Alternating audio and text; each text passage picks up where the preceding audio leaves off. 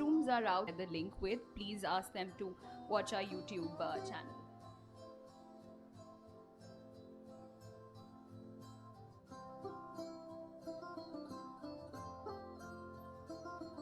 Okay, so now that all of us are seated, have enjoyed our cooler chai, specially made by our SHG Didis, with the coolers coming all the way from Khurja, and the freshly baked ajwain and jeera biscuits. I hope your soul is satiated and we can begin the program now.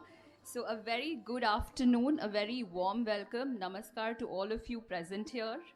As we usher in the season of giving and gratitude, we are delighted to welcome you to the inaugural My E-Haat Conclave 2023, a celebration of the art and the artisan.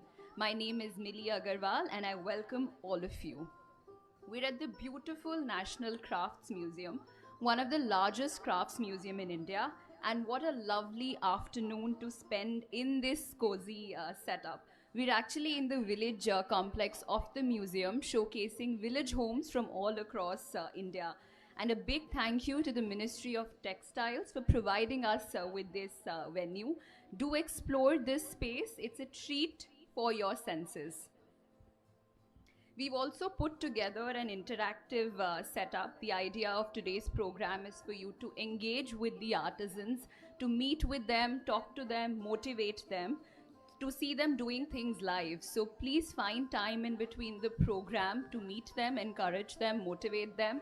There is also a walkthrough exhibition talking about the different art and artisan stories. So, and it's very exciting for a lot of them, as many of these artisans are stepping out of their hometowns for the very first time. So जो हमारे साथ artisans सब लोग आए हैं, उन लोगों के लिए हम एक जोरदार a big round of applause for them. जो जितने भी हमारे artisans आए हैं from all over India. So to tell you a little about the My E-Haat initiative, it's a pioneering initiative of HCL Foundation, working towards fostering sustainable livelihoods and promoting conscious living. Placing artisans and primary producers at its core, the initiative started in 2021, and the objective is to equip artisans with the tools and skills necessary for today's global competitive markets. Introducing them to new trends and design innovations, it offers them direct access to global audiences through the My E-Haat online portal. Till date, the initiative has positively impacted over 3,000 artisans across 15 states in India, and we are only growing further. Today, we are gathered here with the objective of bringing together renowned craftspeople, artisans, government representatives, practitioners, academicians, and e-commerce experts to envision a future that values, preserves, and uplifts the Indian craftspeople and their craft. So what you see around is a labor of love crafted with joy and passion. So before we move ahead with the program, may I request everybody to please rise up for the national anthem.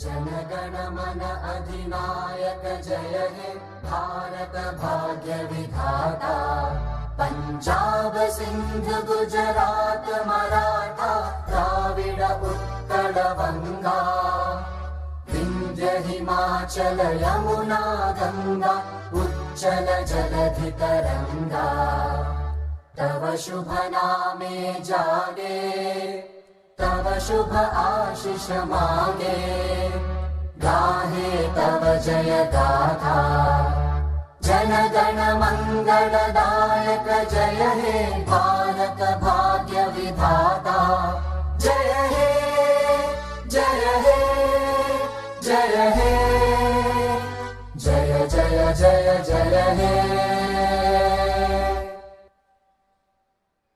Thank you.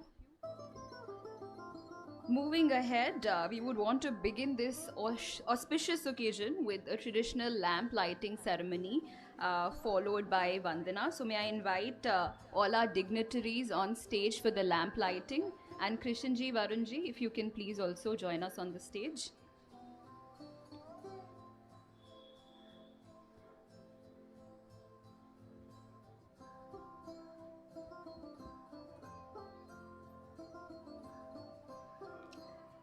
हमारे साथ दिल्ली के मशहूर बांसुरी वादन कृष्ण गोपाल जी हैं, जिनका साथ तबले पर दे रहे हैं वरुण, और ये हमारे लिए बेहद खूबसूरत प्रस्तुति लाए हैं. So I hope you enjoy the Vandana by Krishan Gopal ji and Varun ji.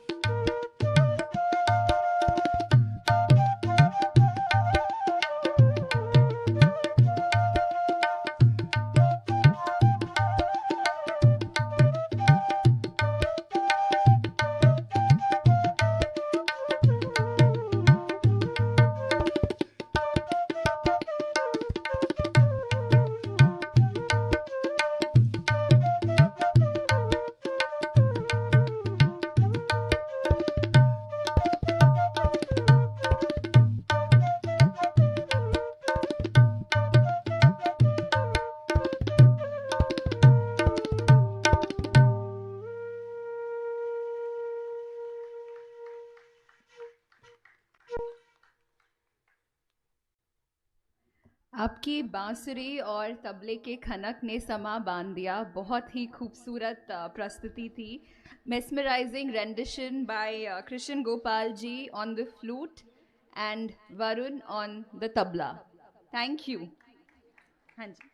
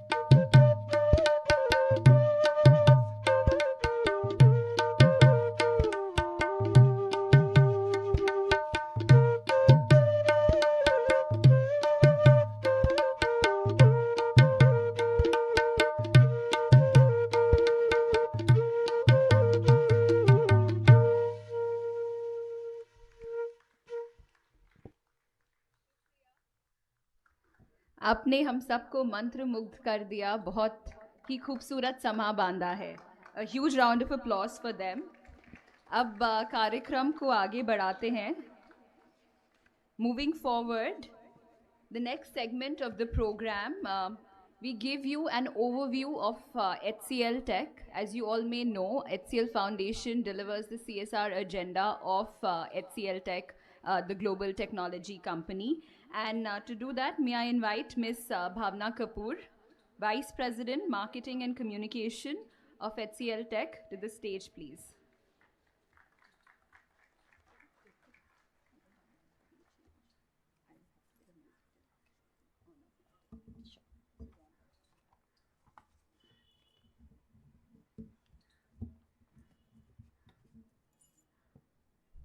So good afternoon, everyone, and a warm welcome to all of you. The performance just we had was absolutely marvelous and so enchanting that really I didn't want to come out and present probably 2, 3 slides here, but it's truly an honor and very prestigious to be here amongst all of you, amongst all the eminent guests and my fellow colleagues at HCL Foundation. Before I move on to very briefly about what HCL Technologies is all about, I would like to just take a minute to say who our overall founder and chairman, Mr. Shiv Nadar, is about. And he's one of the pioneering and very, very leading known personalities in India and globally. Mr. Shiv Nadar is associated with leading and changing the entire face of Indian computing and IT industry. And while we started HCL Technologies as an organization which is into hardware, and we actually gave India its first indigenous computer, everybody would know Hindustan Computers Limited from that logic. But yet, today we are close to a 13 billion organization. And that has been only possible because of the vision and the passion of Mr. Shiv Nadar, and now in the able hands of Roshni Nadar Malhotra, who is the chairperson now. She's actually the first woman to be listed in the Indian IT sector as well. From there, the progress has been really a supercharged one. And if we can move to, yeah, the slide. Last year was a very defining moment when we actually did our brand identity change. We came with supercharging progress, and today our purpose is how do we, just please one slide back. I'll tell to move the slides, please. If you can go one slide back, please. Yeah, thank you. So we bring together the best of technology and our people to deliver progress for them. And when we say we supercharge progress, we not only supercharge progress for our clients, but also do it holistically. We do it for our ecosystem, which is basically our employees, our community, and planet as well. So, and when we do it at agility and scale. What we do at HCL Tech is very important, but then how we do it is more important for us. And while we pursue profits, sustainability is at our core, and community efforts like these, which is a brilliant platform that we are here today, is definitely ingrained in us, so that we are not merely chasing being called a tech giant, but we really live the spirit of being a truly global citizen. Okay, sorry. So yeah, one very quick thing before I move on to the next one. We have an amazing list of sports partnerships. We are actually the proud owners of digital transformation partners of MetLife Stadium, as well as Cricket Australia. And I'm sure it was not a very happy moment when pretty much India lost, but yes, at least we had that consolation that we had our HCL Tech branding on the Australia sleeves of the players. But yes, obviously I, being an Indian, also was very disappointed when we lost. But yeah, it was a pride moment for HCL Tech from a brand perspective. And when we talk about our presence, and if we can move to the next slide, uh, we are present in 60 plus countries, and we have a network of innovation labs which we deliver cutting edge work for clients, and we are spread across and delivered through the ODCs, which are called the delivery centers for them.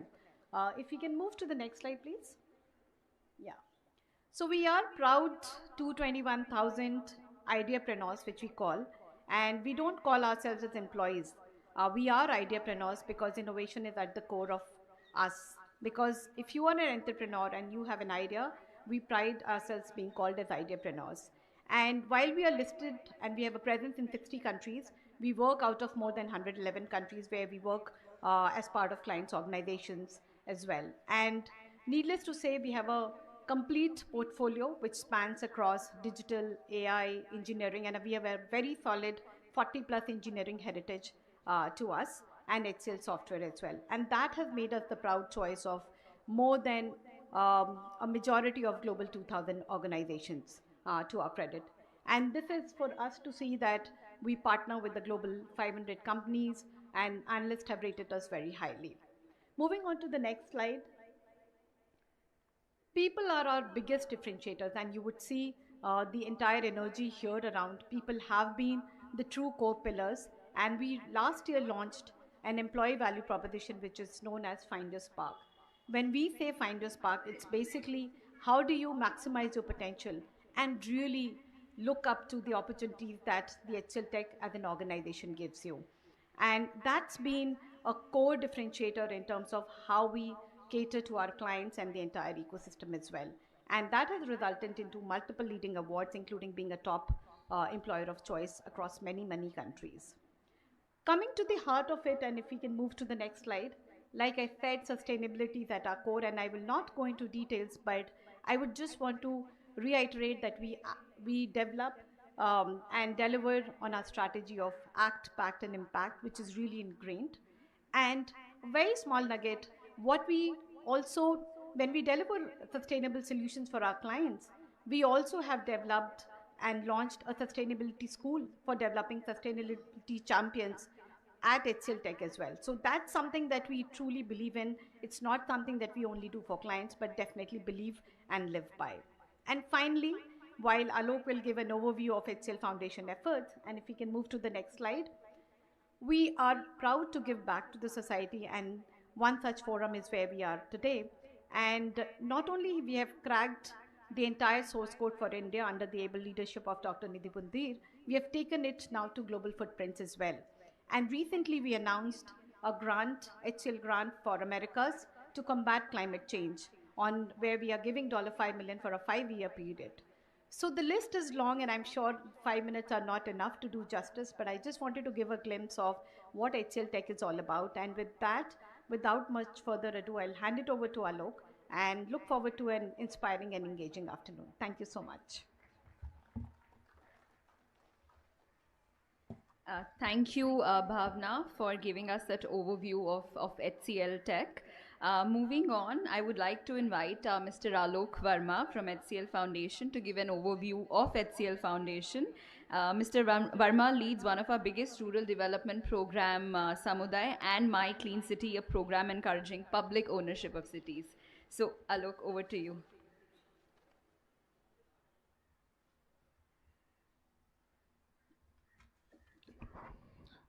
Thank you, Millie. Thank you, Bhavna. Respected Chief Guest, Dr. Nidhi Pundir, Vice President. All the artisans who have come from various places and dimensions of the country, a warm welcome to all of you from HCL Foundation, and all of our team members and other civil society members who have come and been part of a journey of HCL Foundation. A warm welcome to all of you. HCL Foundation started its journey in 2014, and as Bhavna was mentioning, much of what has happened at HCL over the years has been because of the inspiration and leadership by our chairman, Mr. Shiv Nadar, and the current chairperson, Roshni Nadar Malhotra. So both of them were instrumental in setting up HCL Foundation and providing it with an impetus on what needs to be done. From the very beginning, from 2014 onwards, HCL Foundation was initiated and motivated to work for sustainable development of the society, of the country. And for that mandate and for that initiative, we uh, we were primed to, and we were motivated to work with the communities which are most marginalized, which are most in need, and where the development is a basic necessity rather than a luxury. So in this context, over the years, HCL Foundation has initiated several programs, initiatives, and different partners have been engaged with various dimensions of this simple problem of development. Over the years, we launched and activated programs for rural development, which included Samudaya, which is one of the flagship program, now currently operational in Uttar Pradesh as well as Tamil Nadu, and serving a large sections of rural population in those two areas, and with the mandate of creating systems and processes which can be replicated for development in rural areas. Similarly, one of the earliest program was HCL Tech grant, where HCL Foundation realized the empowering nature of the large number of the civil society organizations which is working in the field of development, and to not only motivate them but also give them direction. This HCL Tech grant was initiated and over the years it has become one of the most prestigious grant in the field of civil society and rural development works. And it started with single thematic areas, and now today it is covering more than 3 thematic areas, and hundreds of NGOs from all over the country apply for this grant.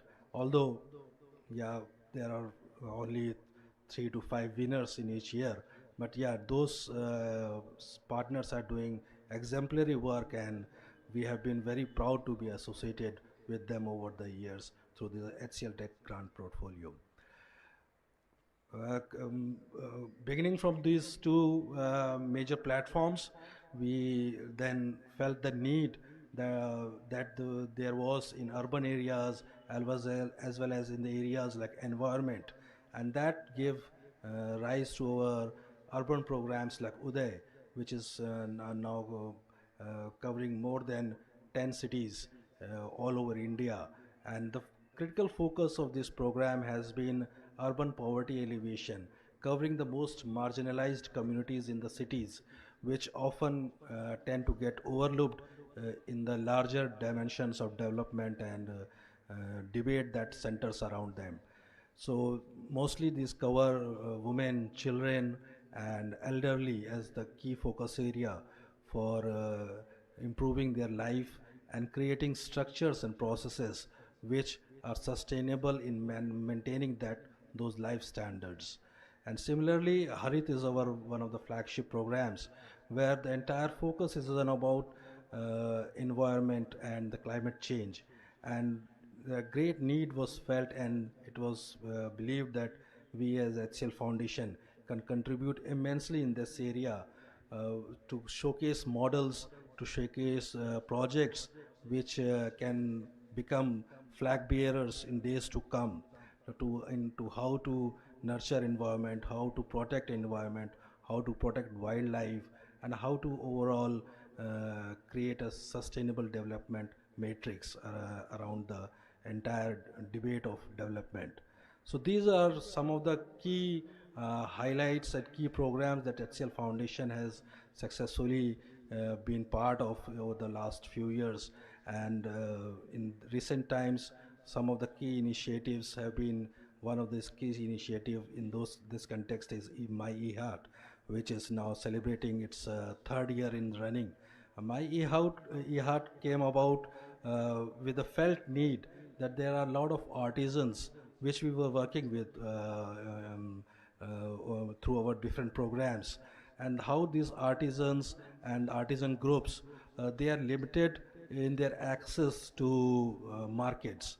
Now there were definitely multiple platforms which were offering different kinds of services, but there was not a platform which could bring the artisans supporting civil society groups and market together. And that is where the genesis of My E-Heart lies, and now it is completing more than 2 years, and it has been very successful in connecting more than 7,000 artisans all over India into its fold, and providing to them market, providing to them skills, providing to them network, which is very necessary for them to not only showcase their art, but to create and access revenues which are increasingly uh, more relevant to artisans who are living in far-flung areas. Art needs to be able to feed the artist, and that is where platform like My Heart has done excellent and stellar work in collecting various levels and various dimensions of this large ecosystem. And overall, a warm welcome to all of you at the end.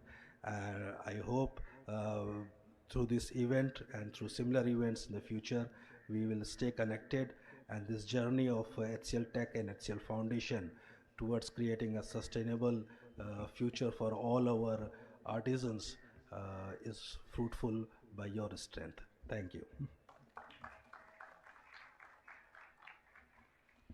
Thank you very much, Alok. You rightly said that art needs to feed the artist, and that is what My E-Heart's objective is. Moving forward, we've put together a little presentation, a video in form of a video, which showcases the scope of work of My E-Heart and what My E-Heart journey has been in the last 2 years. So, just to give you a little context, India is home to lakhs of artisans who are deeply rooted in the region they come from, and their craft is a window to the country's rich culture and geography. Hidden within the vivid colors, weaves, and magnificent designs of these crafts are stories stemming from different lands. We would like to take you through this journey and showcase the stories from the field. Can we have the video, please?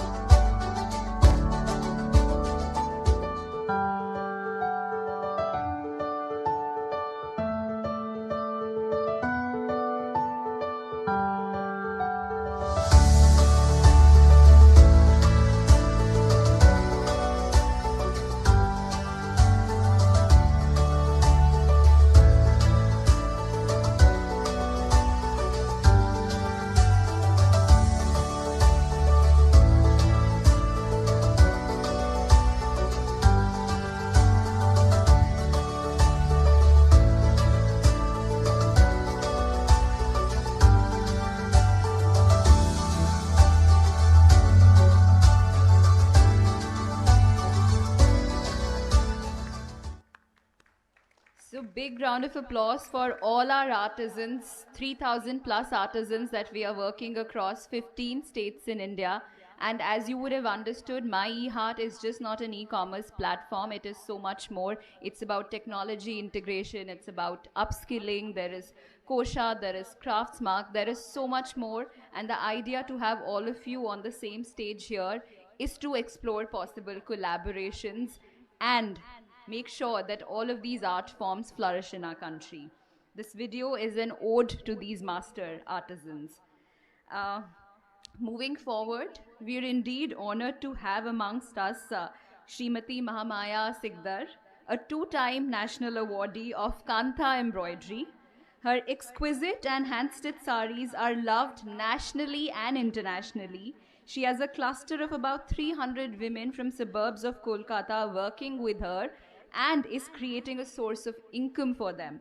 And just to give you a little background about Kantha, it is one of the oldest forms of embroidery originating from India. In fact, its origin can be traced back to the pre-Vedic age. Traditionally, old cotton saris, lungis, and dhotis were used to make kantha, with the thread for the stitching drawn out from the fabric itself. So we'll actually say recycling at its best. That's something that has been ingrained in our heritage and our culture since time immemorial. So may I please invite Srimati Mahamaya Sigdar. A huge round of applause for her, two-time national awardee of Kantha embroidery.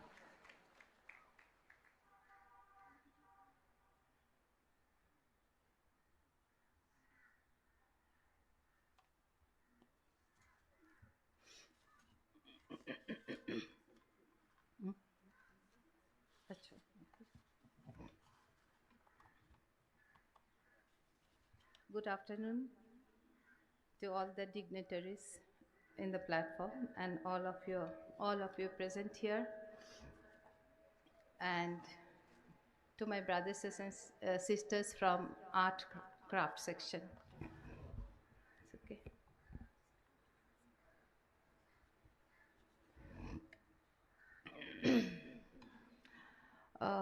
Yes, it's okay.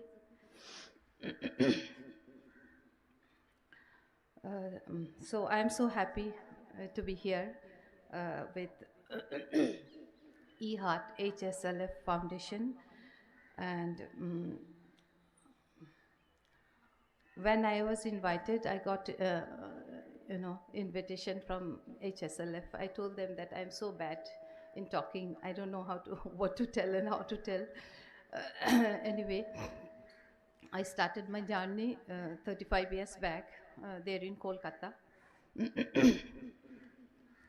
And if you asked me when did I start, yes, I started from my mother's womb. I don't remember the day or the time. And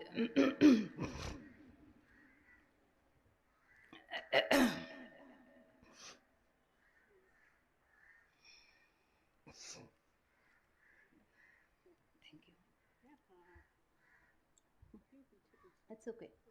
Thank you.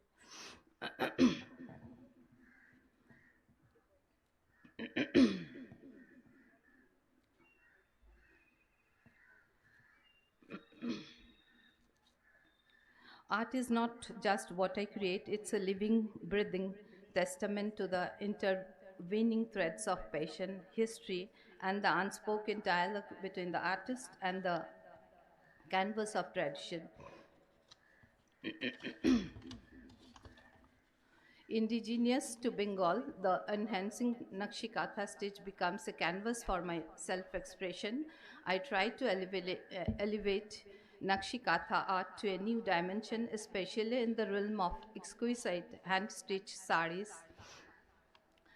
Leading a cluster of around 300 women from the outskirts of Kolkata, I have not only elevated this traditional art form but also created an additional source of income for these women. We infuse traditional techniques with the vibrancy of contemporary themes, weaving compelling narratives through various forms of embroidery. Katha, perhaps the oldest form of Indian embroidery, dating back to the 1st and 2nd AD, holds a special place in my artistic journey. Its traditional form involved a simple running stitch, along with the edges of soft dhotis and saris. Over time, this craft has evolved, and now my team and I employ the katha to create shawls, covers of mirrors, boxes, and pillows. The cloth becomes a canvas adorned with intricate running stitches, featuring beautiful motifs of flowers, animals, birds, geometrical shapes, and themes from everyday life. The stitching imparts a slightly wrinkled, wavy effect, adding a unique charm to each piece. Navigating beyond national borders, the journey of Katha artists like me extends to the global stage. Exemplified by the recent Textile Master Program collaboration India and Denmark. This initiative not only fosters cross-cultural exchange but underscores the universal appeal of art. My Kantha artwork, appreciated on an international scale, has opened avenues for collaboration with universities and art centers all worldwide. The exchange of artistic expertise between Danish artists and myself, supported by the Ministry of Culture and the Ministry of Foreign Affairs of Denmark, resonates with the spirit of art transcending geographical boundaries. Creating a supportive ecosystem for artists is pivotal in preserving and advancing traditional crafts like Kantha. Common people play a crucial role by embracing handmade products, understanding the narratives behind the craft, and becoming patrons of artisans. Their appreciation fuels the sustainability of these age-old traditions. Corporates, through initiatives like My E-Haat, can amplify the reach of artists, providing digital platforms that connect creators with a wider audience. This is not only enhances economic opportunities for artisans, but also ensures the continuity of their craft. Governments can contribute by implementing policies that recognize and support traditional forms, offering financial incentives and facilitating skill development programs. Together, these efforts form a harmonious symphony, weaving a robust ecosystem that nurtures and uplifts artists, ensuring the endurance of our cultural heritage. I am genuinely impressed and deeply appreciative of the commendable work undertaken by HCL Foundation through the My E-Haat initiative. As a woman Katha artist deeply involved in supporting a community of women artisans, the prospect of being included in the transformative program is incredibly exciting. My E-Haat not only champions the cause of preserving our traditional crafts, but also offers a promising digital platform that could amplify the reach of our handcrafted creation. The prospect of participating in this initiative is not just an opportunity for personal growth, but also a chance to contribute to the broader narrative of women empowerment in the realm of traditional crafts. I eagerly look forward to the possibility of being part of this remarkable initiative, fostering collaboration and making a meaningful impact on the lives of artisans and the appreciation of our craft. Thank you. Thank you all.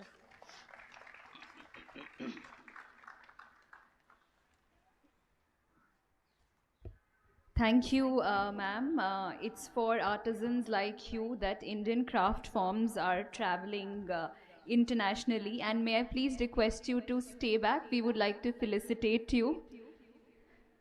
May I invite Dr. Nidhi Pundir on stage to felicitate Srimati Mahamaya Sigdar. Can we have a huge round of applause for her, please? Two-time National Awardee of Kantha Embroidery, Srimati Mahamaya Sigdar. And her work is also on display today at the exhibition that we've put. So after the program, please do see her work. Beautiful Kantha stitches. So moving forward, we have the keynote address by our chief guest, Dr.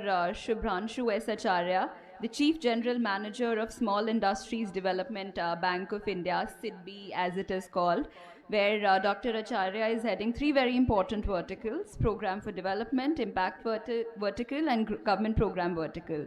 Dr. Acharya has served as a regional head for NCR region of SIDBI, covering NCR, Madhya Pradesh, and Uttarakhand, and also as the head of MSME credit for the state of Gujarat. In fact, he was the one who had started a specialized rating agency for MSMEs in India way back in 2005. So may I invite Dr. Acharya on the stage for his address.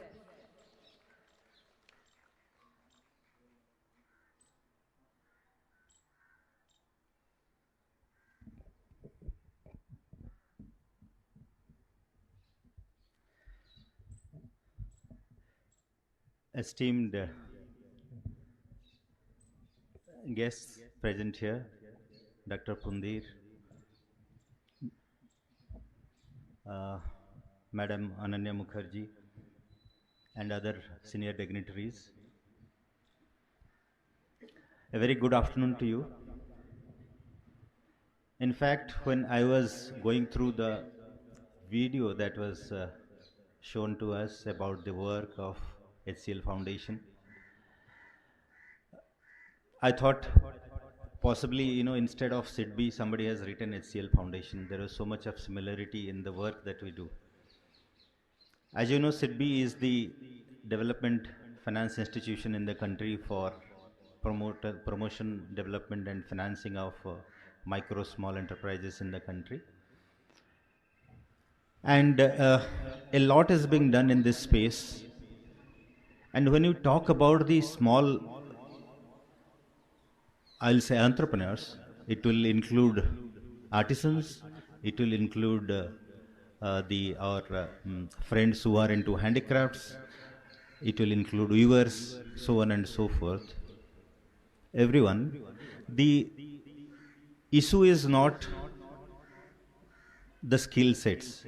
We'll come to the skill sets little later. But the issue when we talk about is the issue of access to market. And then, of course, access to credit, which everybody feels that is an issue. So, when you talk about access to market, there are many programs, schemes of various government departments, ministries, and even private foundations, which help market connect.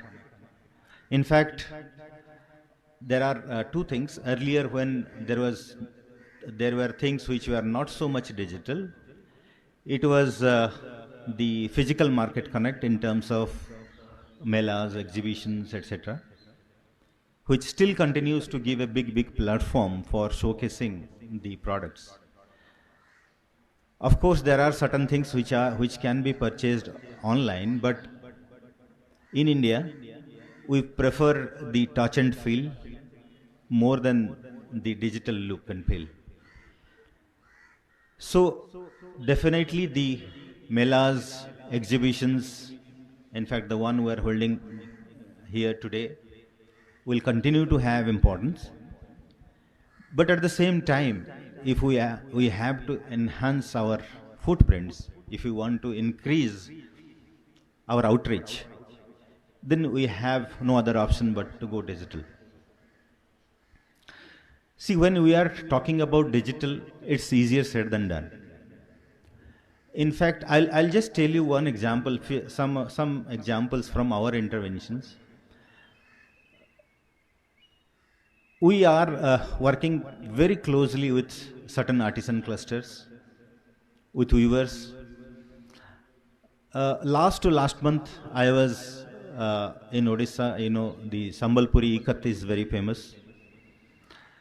So there, when we were interacting with weavers, they're very passionate about their designs. Obviously, they have to be. But when we took the market feedback to them, and today, if we want to expand our footprint over digital, who are the people who are coming to the digital marketplace and making shopping over there. It is the millennials, rather, most of them, the persons born after 2000, possibly, and maybe in the late 90s.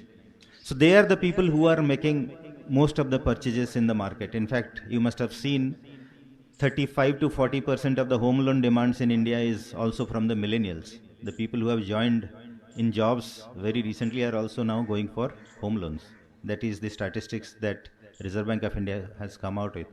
So of course, in this space also, in the digital marketplace, the more number of footprints are from the millennials. And when they go and look for certain things, this is a feedback that we took to the weaving cluster.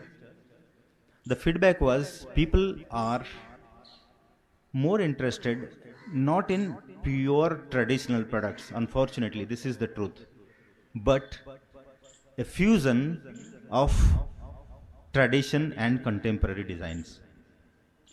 So that is something that the millennial demands. But when we took this feedback to them, they were adamant, no, what we are doing since generations is something that we need to adhere to, we need to protect it. We try to tell them, please do protect it by all means, you must, but also see the possibility of, producing fusion products that the market now expects. Market expects contemporary designs and a blend of the traditional designs. So this is something which is very, very important. All our artisans must take note of this, that how the taste and preference of the market is changing. So this is very important, whether it is HCL Foundation or SIDBI or SIDBI Foundation. We must take this as we are taking it from the market to the clusters of artisans and weavers, that what the market expects, we have to slightly redesign, and for that we took design experts from very famous schools, design schools to them. And when we, somebody cannot be with them for eternity, so we have to teach them certain tricks of the trade. So we also taught them mobile photography, to take the photographs to upload over the digital marketplace. We extended them the hand-holding support, whatever is required to showcase their products. But I'll tell you, this is, when you are in HCL Foundation, we have reached out to 3,000. But in a country like India, where your own figure said it is 200 million artisans are there, I think lot more needs to be done from all concerned quarters, and we are trying to do our bit. So when we are trying to reach out to these people and bring them to the digital marketplace, it's easier said than done. For onboarding over digital platform, what somebody needs is not just onboarding and registering your products, but handling the logistics. If an order comes, how to package it, how to deal with the courier guy, and how to handle customer grievances. So all these things are certain things that needs to be taken care of, and for that it's very important that we also invest in collectives, in producer groups, a company form of some kind of a structure that can possibly take care of these logistics needs and handle this kind of things, and the artisans can continue to do what they are best doing at, and this producer collective will support them in marketing their products. So it's extremely gratifying to be here and see your work. There are lot many such stories that is in our store when we are working so closely with artisans and micro entrepreneurs in the country, but that is possibly for some other day, some other time. So thank you very much. It's a pleasure to be here. Thank you very much.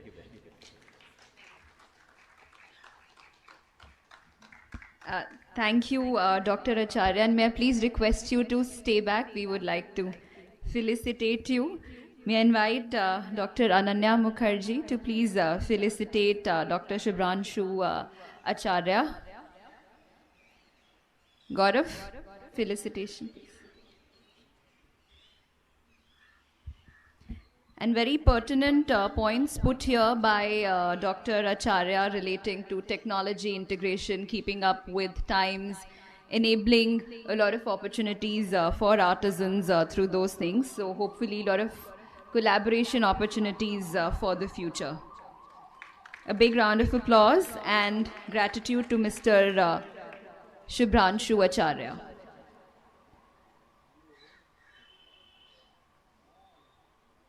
And of course, Anshu here is our timekeeper. Anshu, are we doing well with time? I know you said you will give... Okay, we would try to stick to time, and she would give a heads up to all our speakers, a little countdown. And may I request everyone to please be seated. I know there are a lot of you excited to see the exhibit. We have enough time after the program, so please do enjoy the exhibit then. Right now, if I could please request you to settle down, because we have something very exciting which is going to happen now, a big unveil that all of us have been working, something exciting in store for you, which is the launch of the My E-Haat Instagram handle.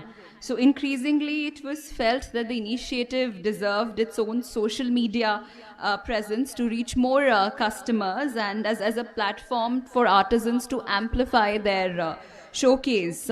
So this is a platform for the artisans, by the artisans. Let's have the unveil, Sumit, of the My E-Haat Instagram handle. So that is the QR code of the Instagram handle. You can scan the QR code. Please follow the handle. Encourage our artisans. Like our stories, tag us. Even today, if you want to take some pictures, there are a lot of photo opportunities. Do tag the My E-Haat handle on Instagram. This is a platform for the artisans, by the artisans. And what we have now is something beautiful. Vikas, if we can have the Didis here. A special unveiling here.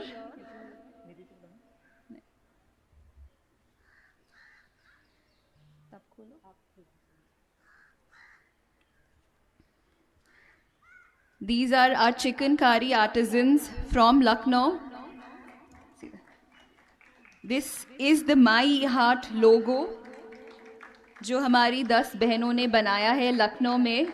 This is a chicken curry stitch. So this logo has been made by 10 women artisans from Lucknow over a period of 5 days, and this is the chicken curry stitch. We've spoken about kantha. Chicken curry is another stitch. So if you visit our handle, you'll get to know more of such stories, of the art forms that are present in our country. Thank you. Big round of applause for our artisans from Lucknow. So moving ahead, we now have a panel discussion. The discussion is on strengthening craft economy through collaborations. Like I said, a lot of stakeholders are here, and the idea is for everyone to get together on a platform and see what is the possible way of collaboration. So I hand it over to you, Payal, to moderate the session, introduce the panelists, and take it ahead.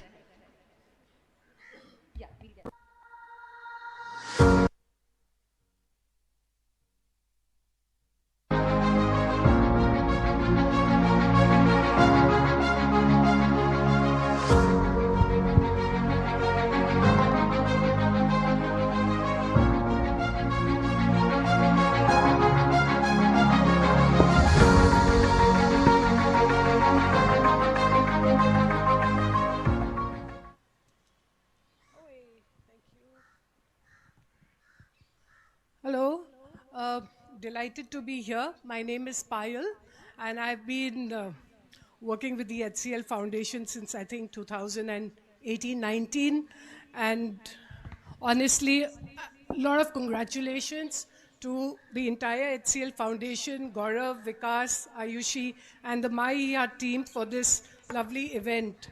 I remember writing when the My E-Haat initiative was being launched, the invite letter to everybody informing the partners about the launch of the My E-Haat initiative.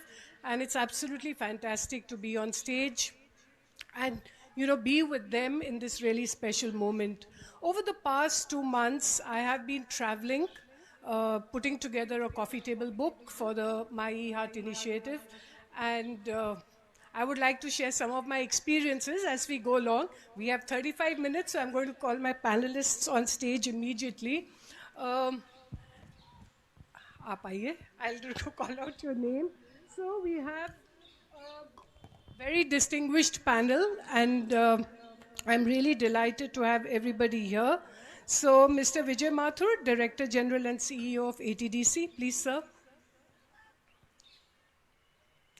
Dr. Megha, founder of the Tisser Artists Trust. May we have you on stage, please? Ms. Manurat Dhillon, CEO, Okhai.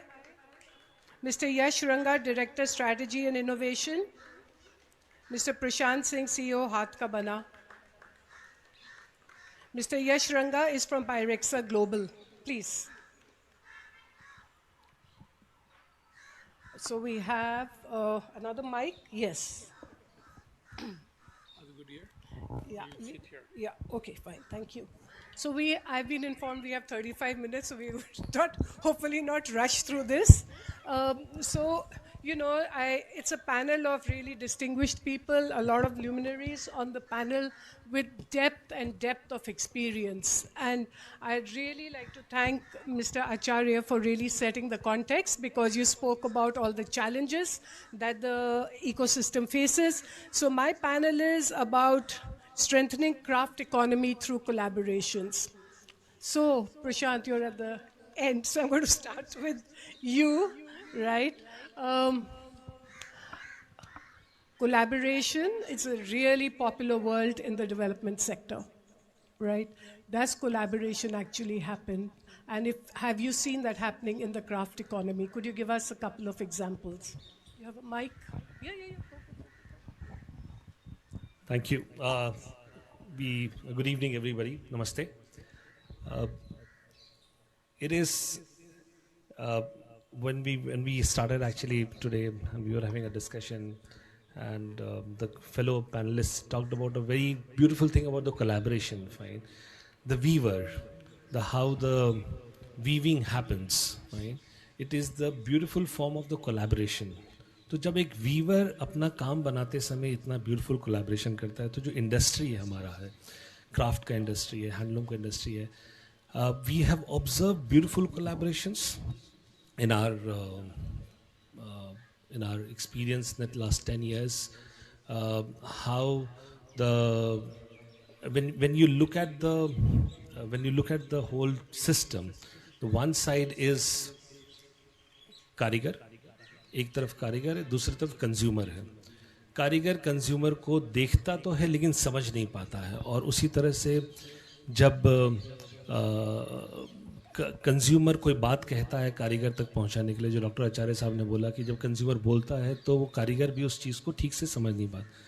The collaboration comes where the people like designers who actually come into the foundation, comes into the companies like us, Tisser, they all come into it and they collaborate together to bring the thoughts together, make the karigar understand, make the consumer understand about the things. Fine.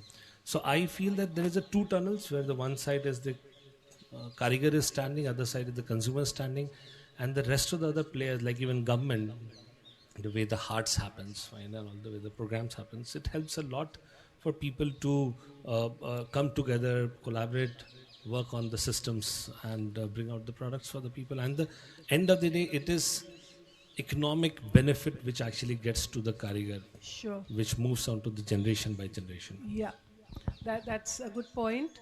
And Mr. Mathur, we spoke about the craft collaboration yesterday when we were talking, right? So from your point of view, what more needs to happen in the area of collaboration to propel the economy, the artisanal economy forward? Thank you, Payalji. I think it's a very important for the society to first respect the artisans. We don't know to whom to respect at the first place. So whenever if you happen to visit to somebody's home, you'll find couple of things in the drawing room, which are for the show, for the display, and you'll find some artisan is sitting over there in the form of maybe as a lampshade or something. But we really don't know whether how strenuous journey that artisan has into. Now, I have come with a small sample to show you here. Ma'am, can you? Yes.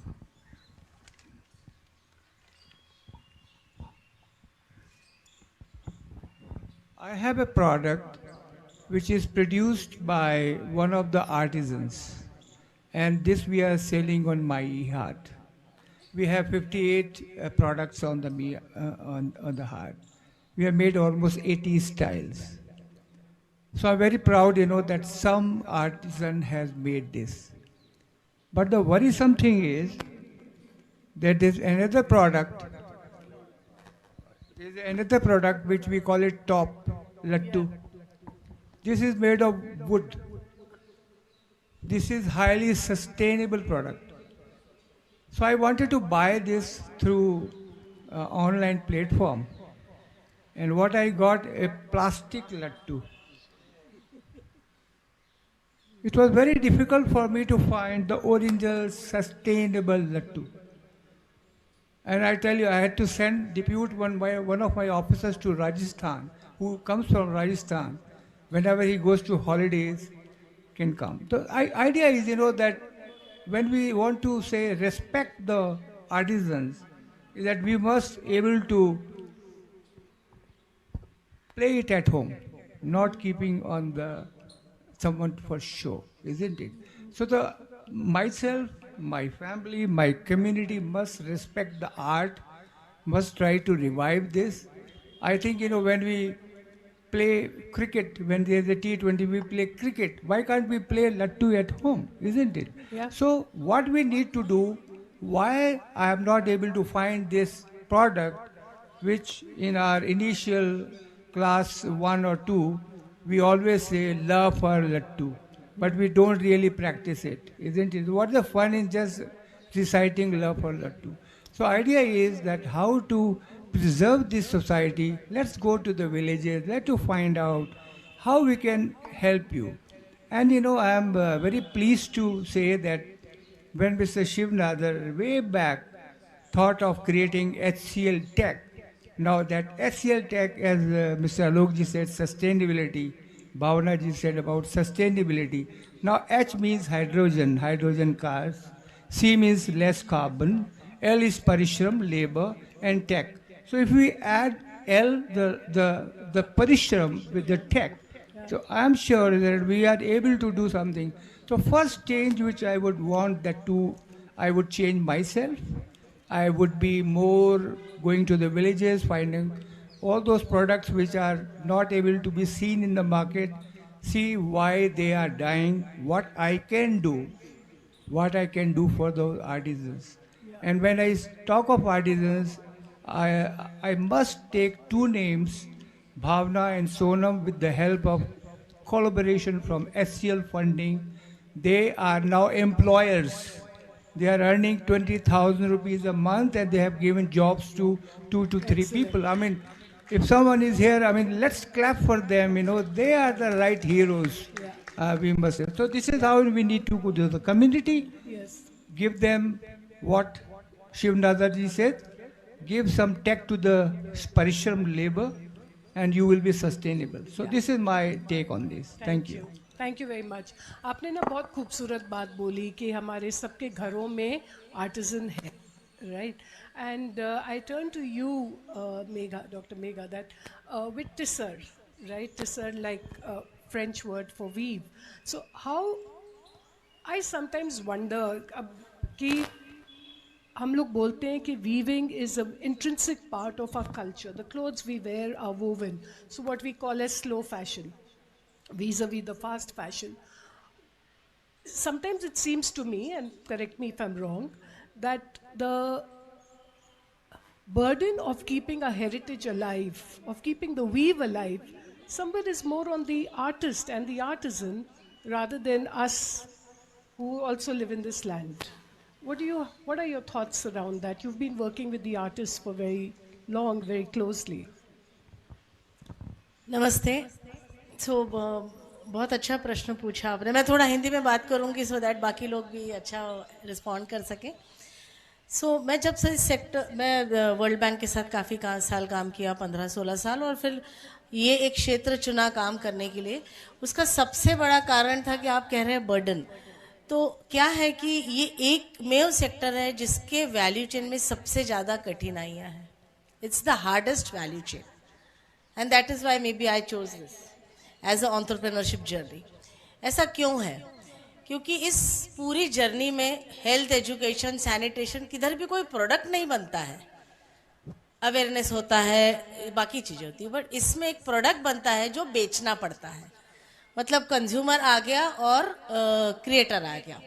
अब agriculture value chain में क्या है, जब टमाटर बेचते हैं तो टमाटर ही दिखता है ना, और आप आपके वेसिनिटी में बेच सकते हैं.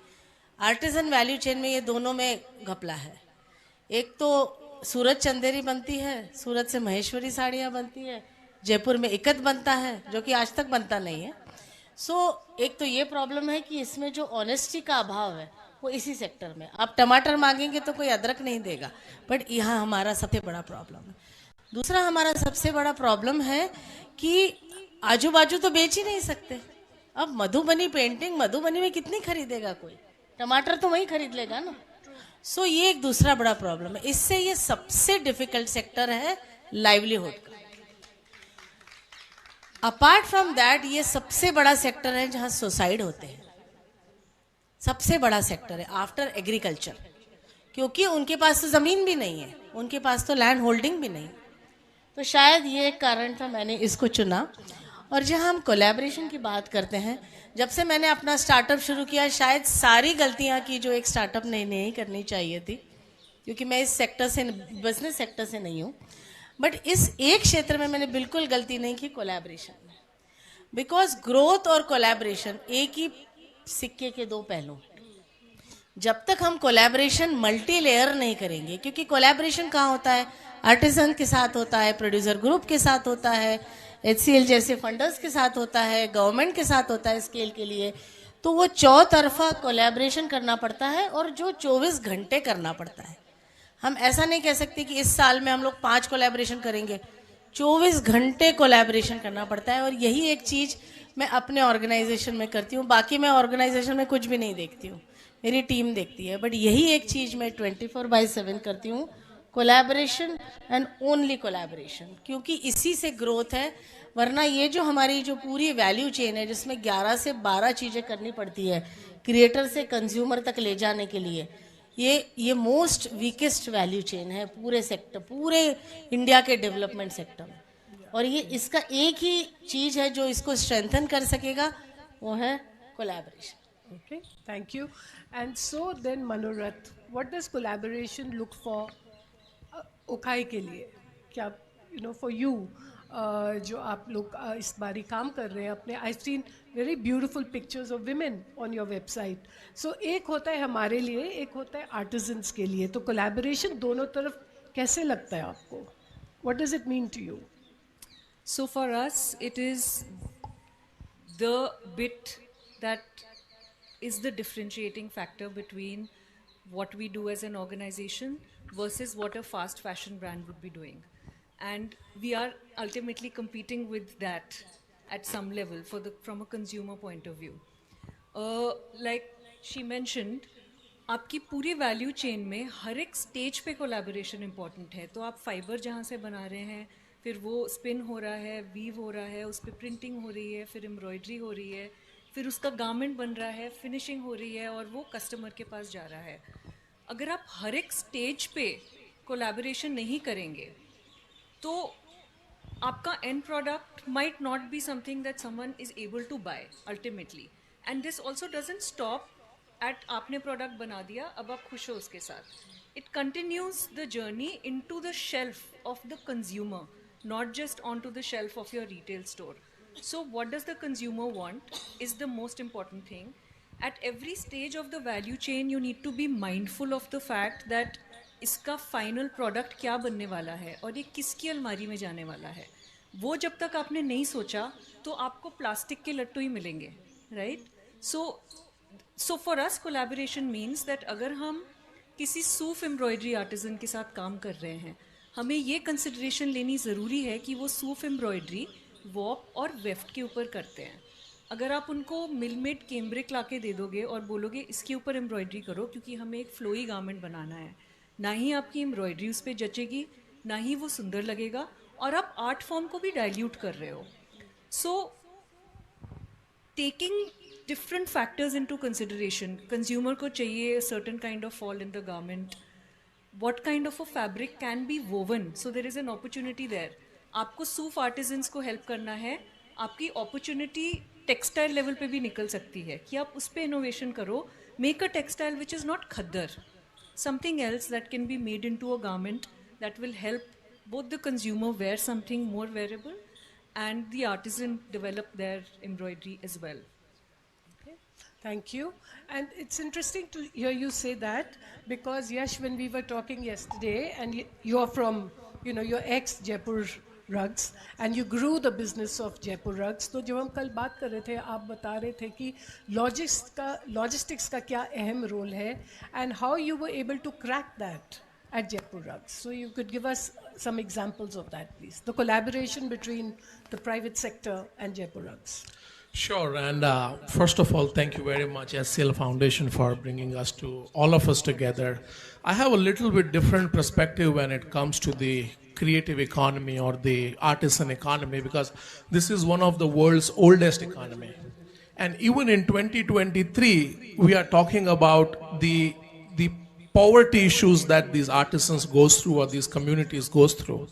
I think there is some fundamentally missing element of our strategy to grow this $900 billion market, out of which India is contributing like $4 billion annually.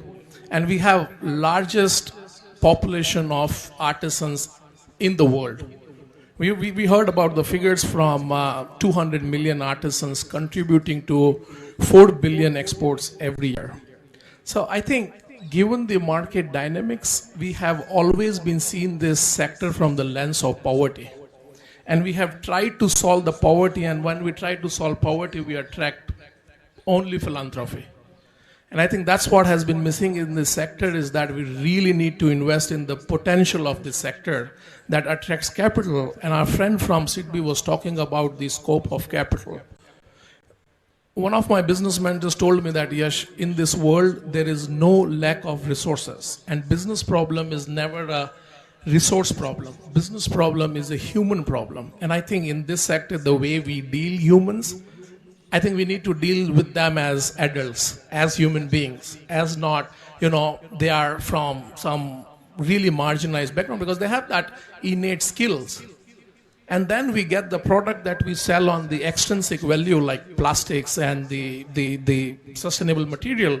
But why are we not able to sell the products on the intrinsic value of the cultural heritage that the products bring with them?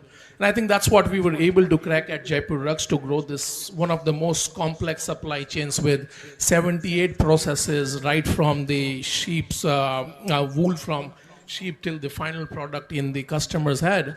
What we realize is that we invested in the potential of these women artisans at the grassroots and considered them as our partners. We just didn't collaborate with them. You cannot exist in this system if you don't collaborate.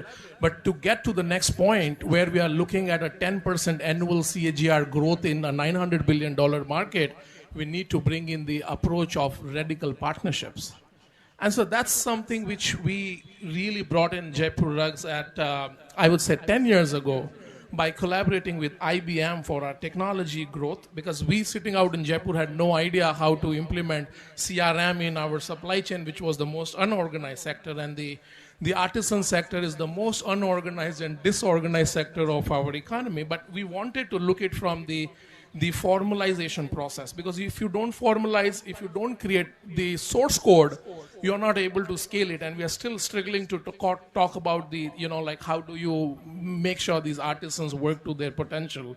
And similarly, you asked me about the logistics. Again, our exports were growing like anything, and we just ensured that we need to learn like the best logistics provider companies of the world to make sure the artisan products are everywhere in the world. And that's how we partnered with the FedEx to bring our supply chain expertise and created a logistics system around it.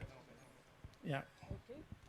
So FedEx and the other private organizations were very useful for Jaipur Rugs, आपका business और systems grow करने के लिए. So प्रशांत, systems की बात करें तो, right? तो आपके, sorry, there's a mic there actually, yes. So systems की अगर बात करें, so we've talked about the artisan, right? And we will come back to the younger generation of artisans in the next round. But artisans के ऊपर हमने बात की है, पर अगर हम systems की बात करें, systems में capital है, right? आपने बोला कि पॉवर्टी लेंस से हम उनको देखते हैं आर्टिजन्स को, तो आपके जहन में क्या उठा जब इन्होंने बोला we look at artisans through the lens of poverty? In your business, how are you handling this? See, in India itself, the handicraft is the second biggest employer. And when we talk about entrepreneur, when we talk about it means anybody, fine. Even in HCL, they were talking idea entrepreneurs, ideapreneurs. These guys are like the responsibility, what you said, that the responsibility of the weaver to sustain, fine. It is not that they don't have alternatives available. Fine. They have got alternatives available. Fine. They can actually go out and do some other jobs also, which can be very easy. Like I always compare one small thing, fine, that yes, they are taking that burden on themselves. The craftsmen are taking that burden on themselves to run their generations traditional craft. When you look at, and I'm not talking about the poverty as such, fine. When you look at the whole history of India for last 300 years, you realize that means कि when everything was produced inside, we were actually, through the barter system, we were actually doing everything fine. And now today, to sell the same product, what was easily sellable for whatever amount of money and easily respected, for same product, we have to put in so much effort, fine. We have to make the point that whether it will be acceptable in the market or not, fine. And in last 75 years, when we look at it, fine, I personally observed, fine, we have done our own working and the research and all these things, fine. The Ministry of Textile has come out only in late 90s, fine, because the whole textile, the whole handicraft was the part of the Ministry of Commerce, fine. So understand from those perspectives, the focus of the government has also come very late. हमने जब शुरुआत किया आज़ादी के बाद रोटी कपड़ा और मकान industrialisation, so this thing actually became the small scale industry and then pushed out, fine. जब pushed out तो वो भैया लट्टू क्या बनाएगा और कहाँ किसको बेचेगा, वो तो अपना रोटी कमाएगा, रोटी करेगा. And with that रोटी के चक्कर में उसको हमने पॉवर्टी के लेंस से देखना शुरू कर दिया, कोई ऑर्गेनाइज्ड सिस्टम नहीं सेटअप किया. You will observe that means in last since 2000 only you will see the craft. देख सर ने बोला कि क्राफ्ट घरों में दिखता है, ये सिर्फ अभी का ट्रेडिशन है, नहीं तो इसके पहले तो हम सब मेरे माता पिता वो कहते थे कि भैया नौकरी कर लो, ये सब क्राफ्ट के बारे में तो बाद में बताएंगे. Most of us don't know that which village they belong to and what the ODOP product or what is the GI product or what is the craft which comes from their village, fine. And here we are talking about, means we always talk about one big statement. Are we culturally bankrupt? And okay. Is promoting this deep question. Deep question. Are we culturally bankrupt? Because यदि मुझे मधुबनी और वारली में difference ही नहीं पता चलेगा, मैं भारत का आदमी हूँ, तो मैं क्या बात करूंगा? मुझे यदि कलमकारी और मातानी पचेरी में डिफरेंस ही नहीं पता चलेगा, तो मैं क्या बात करूं? There is a difference in and what you said, that means कि जयपुर में भी भाई इकत मिल रहा है, तो आप उस चीज को देखेंगे तो आपको लगेगा कि हाँ कुछ तो मतलब कि चैलेंज है, और उस चैलेंज को देखते हुए it is impacting not only the craftsman, it is impacting the crafts also. Gradually it will deteriorate, fine, it will actually decline. कोई काम करने वाला नहीं होगा, Exactly.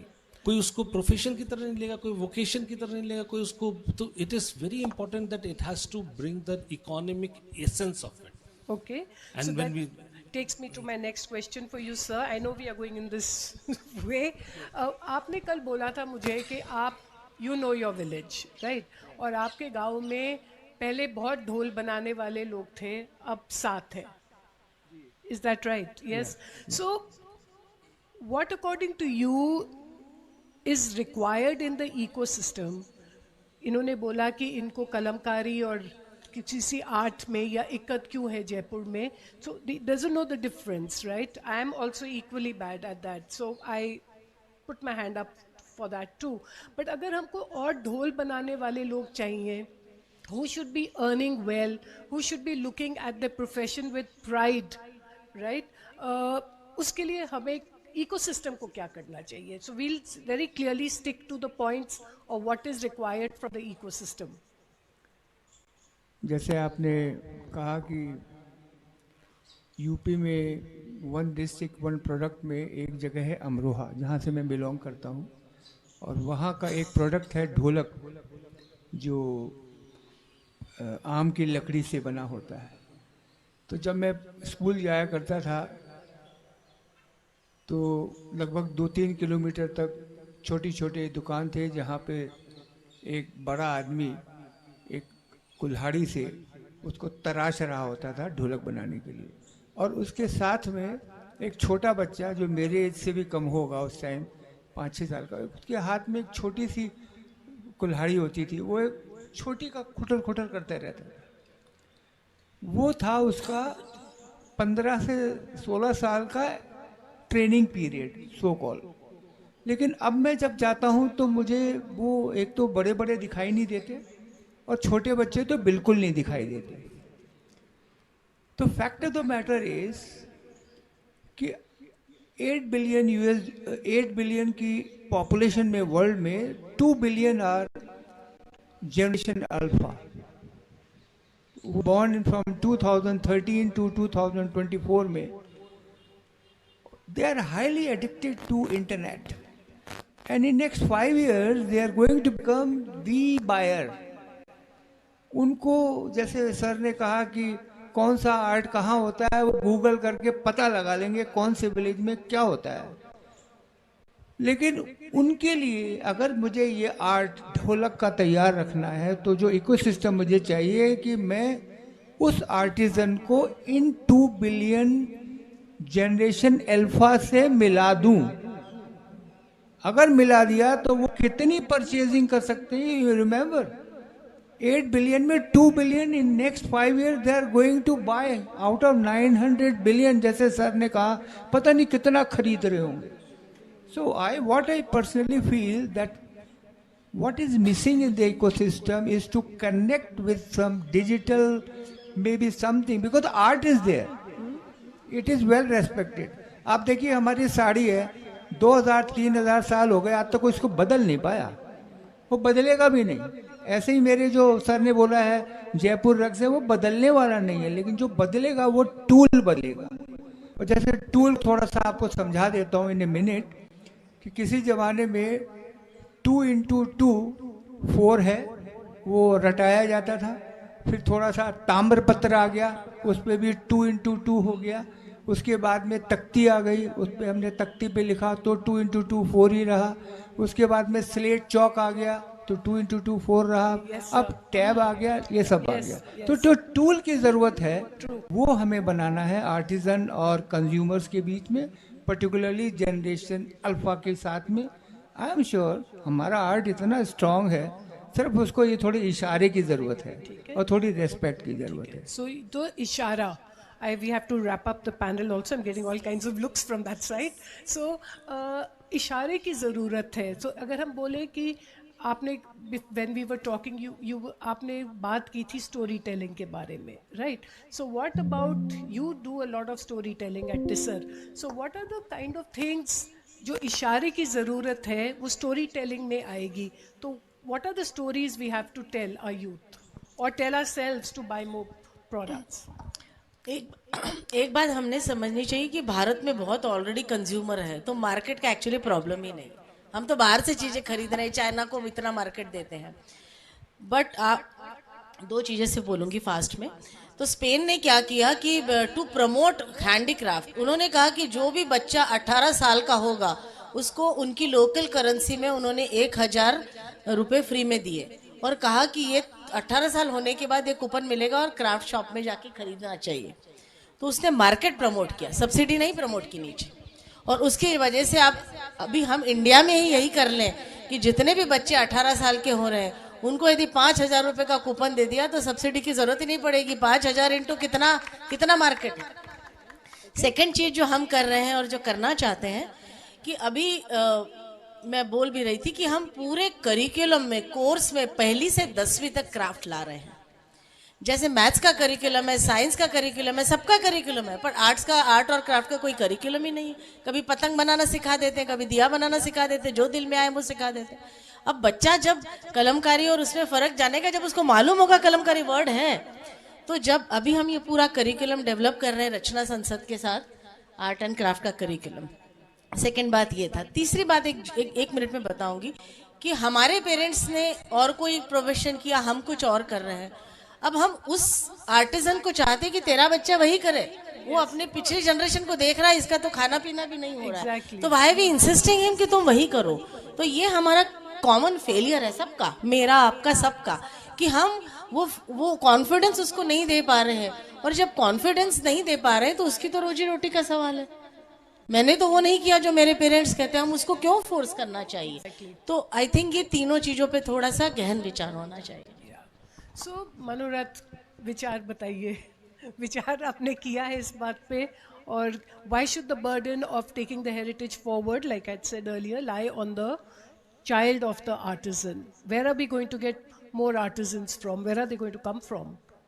I think the biggest gap between an artisan being successful with what they're doing and not being successful in what they're doing, and also the gap that we've seen in the last century of people consuming the craft-based products versus now not, is a lapse in innovation that was happening with every generation in those crafts.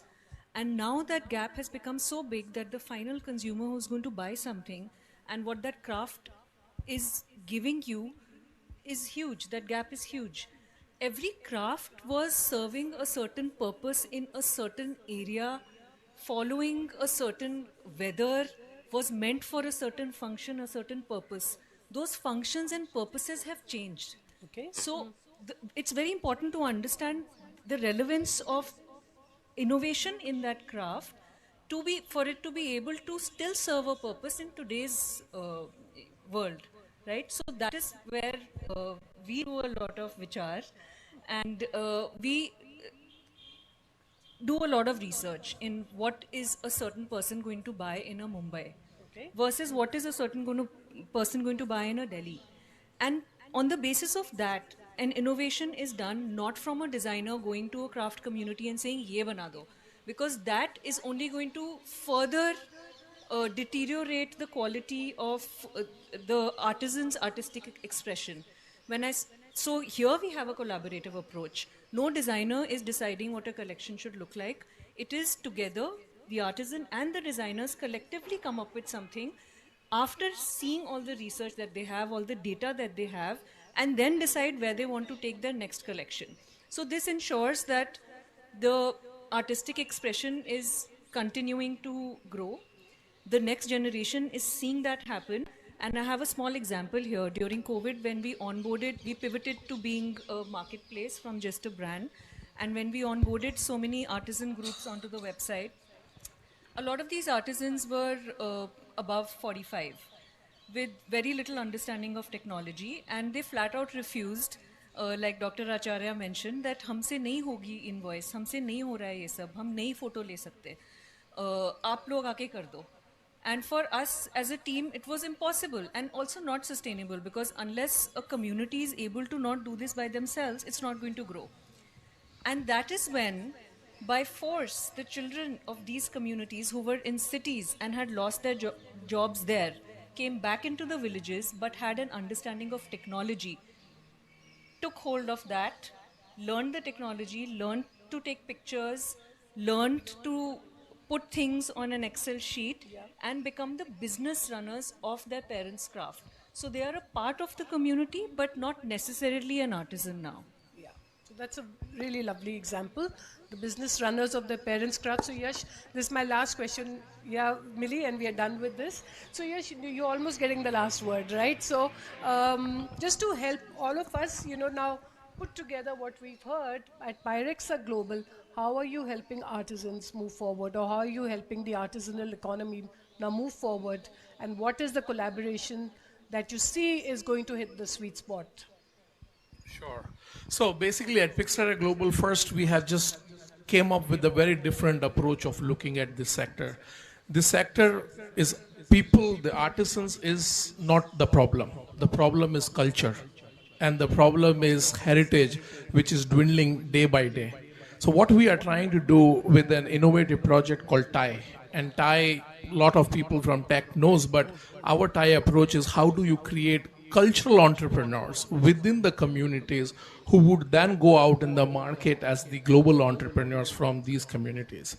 And TIE stands for Tradition, Innovation, and Entrepreneurship. How do you marry tradition and entrepreneurship with the innovation? As my friend was talking about, we need to do that collaboration with the communities. And another important thing what we have started looking at is that in 2023, we cannot talk about dignity. We need to talk about how do you make this industry aspirational. Because Generation Alpha doesn't care about dignity. They are born to be dignified, right? But Generation Alpha damn care about aspiration. The way we have made tech industry an aspirational industry, or a banking industry, technical aspirational industry, why are we lacking in making a $900 billion market an aspirational market? So I think that's the kind of work we are doing at Pixar Global to create that ecosystem with the unusual partners. When we talk about collaboration, we just think that, okay, community, government, private sector, funder, but that's not the collaboration. That is the part of process. Collaboration is how do you create a global supply chain, a global impact that has 4 P's responsible to improve the industry. First one is planet. Second one is people, third one is profit, and the fourth one is policy. So I think we are focusing all on that, bringing these unusual partners together on board and create a global partnership. And like the present moment, what we have launched right last week at the COP was the cultural currency is at the verge of extinction. So basically we have launched a partnership for digital justice, that the global south, how do we digitize these artifacts, this heritage, which because of the idea the younger generation is not picking up, it's going to extinct. One of the island nation is recreating itself in metaverse.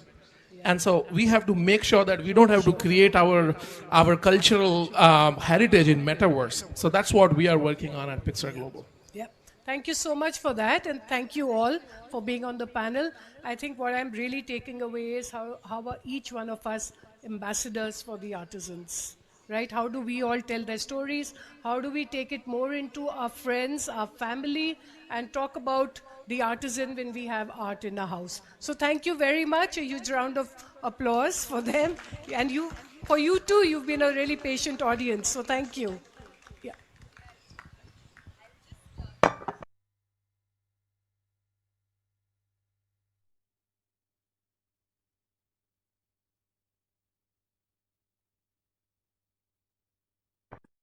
I would request for felicitation of our guests, उनको सम्मानित करने के लिए मैं बुलाना चाहूँगी राधा को, जो क्रोशे आर्टिस्ट हैं, और नितेश को, जो मूंछ पर काम करती हैं. आप हमारे जो पैनलिस्ट हैं उनको सम्मानित कीजिए. May I also invite Dr. Nidhi Pundir.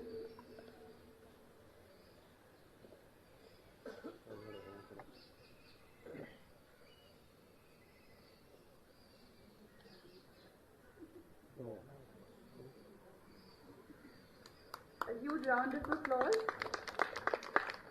Nitesh मूंज पर काम करती हैं, राधा क्रोशे पर.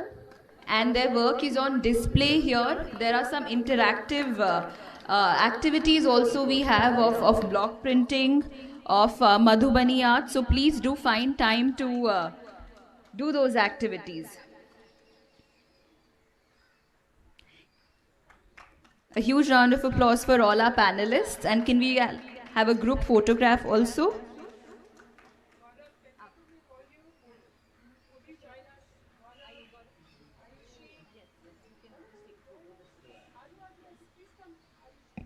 Can we have a group photo, please?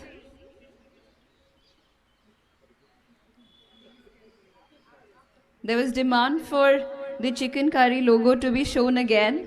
So,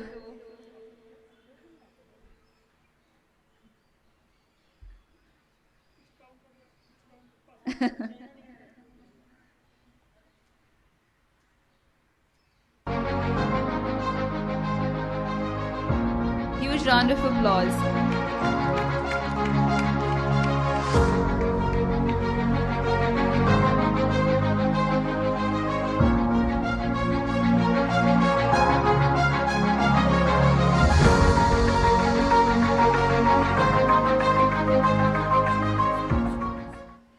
Thank you. And moving forward, may I now invite Dr. Nidhi Pundir, who heads Global CSR for HCL Tech and leads HCL Foundation in India, to address the gathering, please. Dr. Pundir. Thanks, Millie, and thank you for such a beautiful evening. Honorable Chief Guest, Dr. Shubhanshu Acharya, thanks for joining us today evening. Also, Dr. Sudhir Mahajan with you, the association now feels like one team. Thank you for being with us today. Dr. Ananya, you've taken, you've come all the way from SNU and joined by your husband, Daryl Reed. And I may take the liberty of introducing Daryl, such a specialist sitting amongst us. He's been working on cooperatives for quite some time and strengthening the supply chains.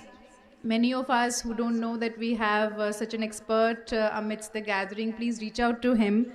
And in a socially and environmentally sustainable manner, I remember my first meeting with you when you were still exploring to come to India.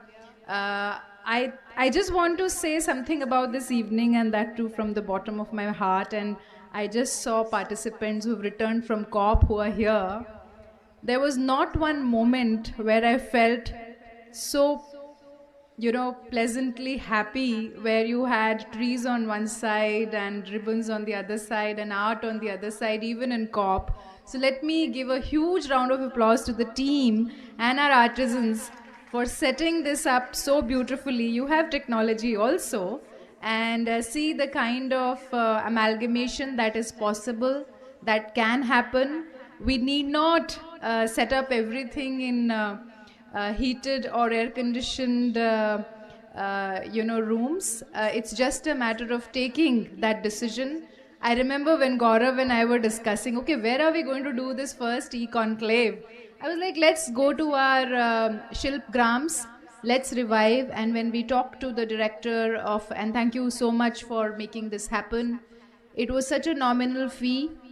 There was so much cooperation, and we took, at HCL Foundation, we work with the philosophy of partnerships. Let's not duplicate anything. Let's not, and that's when we said, okay, Shilpgram is going to give us the space, and let's start humbly over there. And here we are, joined by such an esteemed gathering and all our partners. A huge round of applause for all our partners as well, who have been working tirelessly. In fact, our request for proposal process is so transparent. Many of the CEOs of many partnerships, the way they have come and they've been selected, it's been so merit-based that it's not necessary that the board members or the leadership of HCL Tech or Foundation would definitely have met each CEO. It is team to team. It is fieldwork. It is a due diligence of the finance and accounts.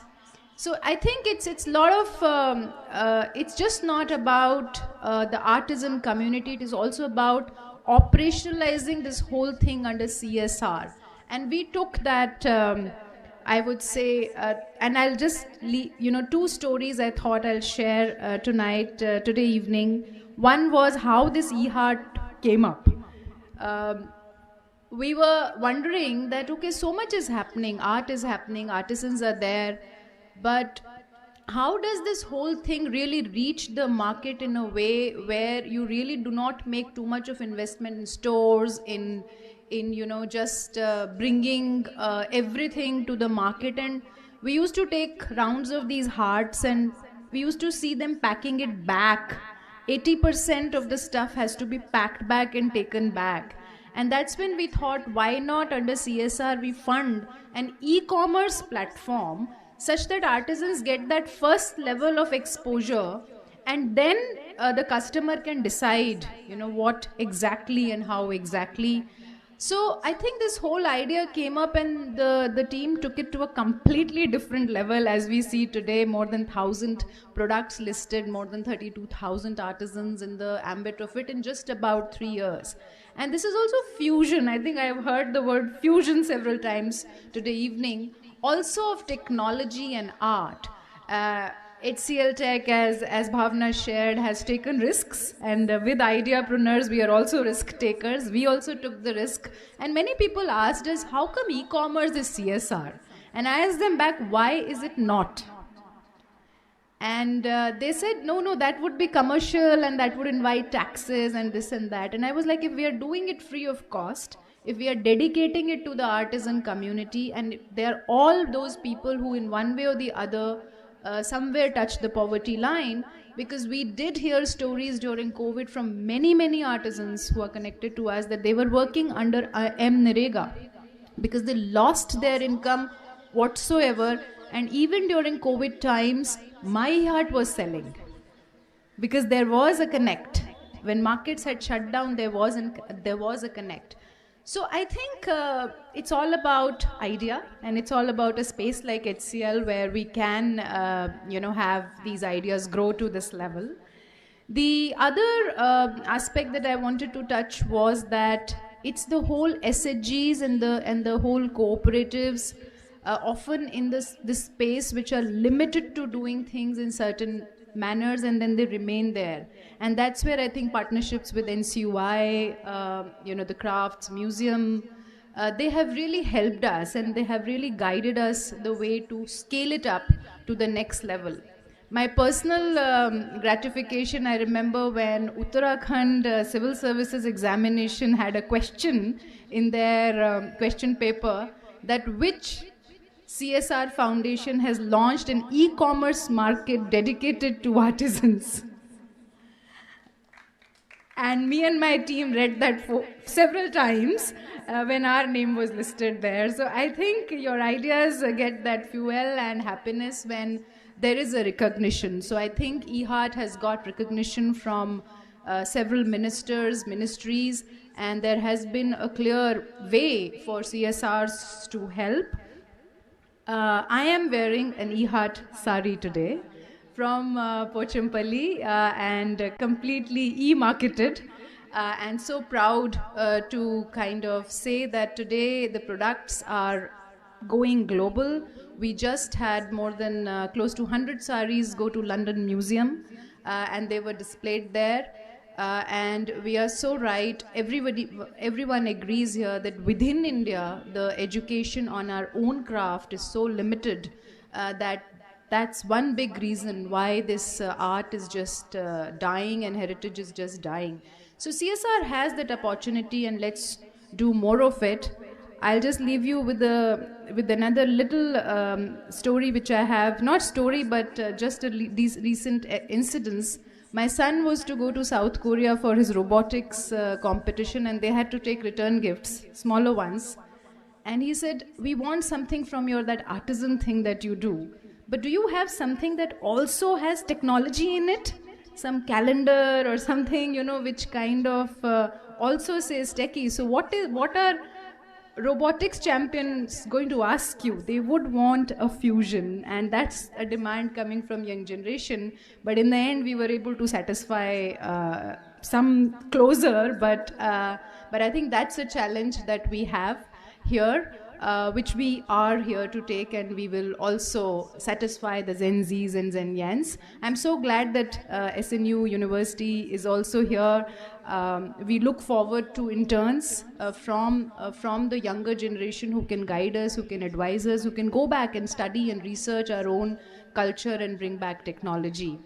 And with that, I just want the team to be closest stage, who have set this up very independently, without, I would say, I mean, this is completely creative from the team. So let's clap for them, and let's then get into another panel, which is looking at future of craft collectives in India.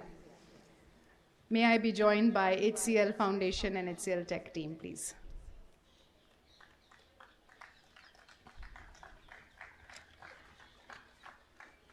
Come, Bhavna.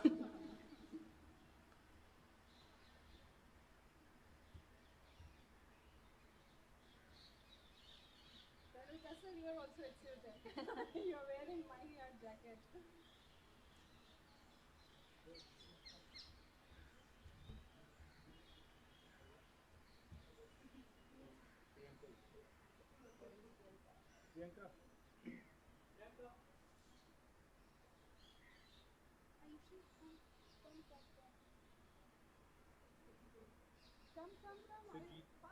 Eric.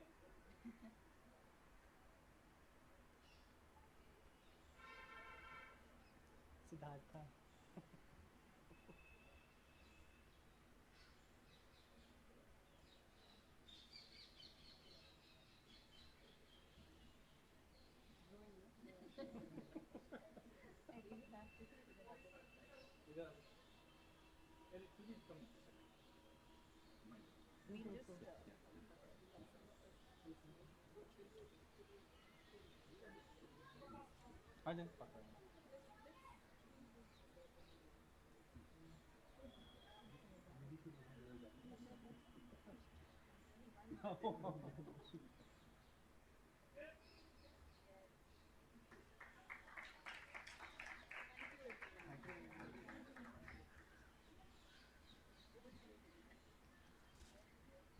Thank you, Dr. Pundir, for always guiding us, and many congratulations to the entire team of My E-Haat Skills and HCL Foundation for putting up such a fantastic program together. I would like to reiterate that we have some beautiful craft displays, Srimati Mahamaya Sikdar's Kantha work. We have renowned artisan from Rajasthan, Kalu Ram, also displaying his craft here. So please do find time and do interact and motivate our artisans who've come from all over India. Many have stepped out of their hometowns, taken a train for the first time. So we should encourage them. And moving on to the last panel for the day on future of craft cooperatives in India.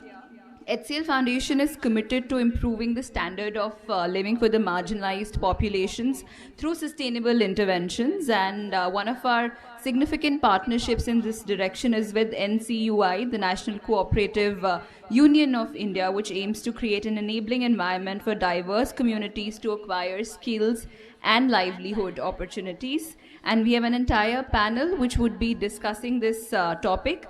May I invite Ms. Meenu Chopra, Executive Director, ICA, to please lead the panel to introduce our panelists and take this ahead.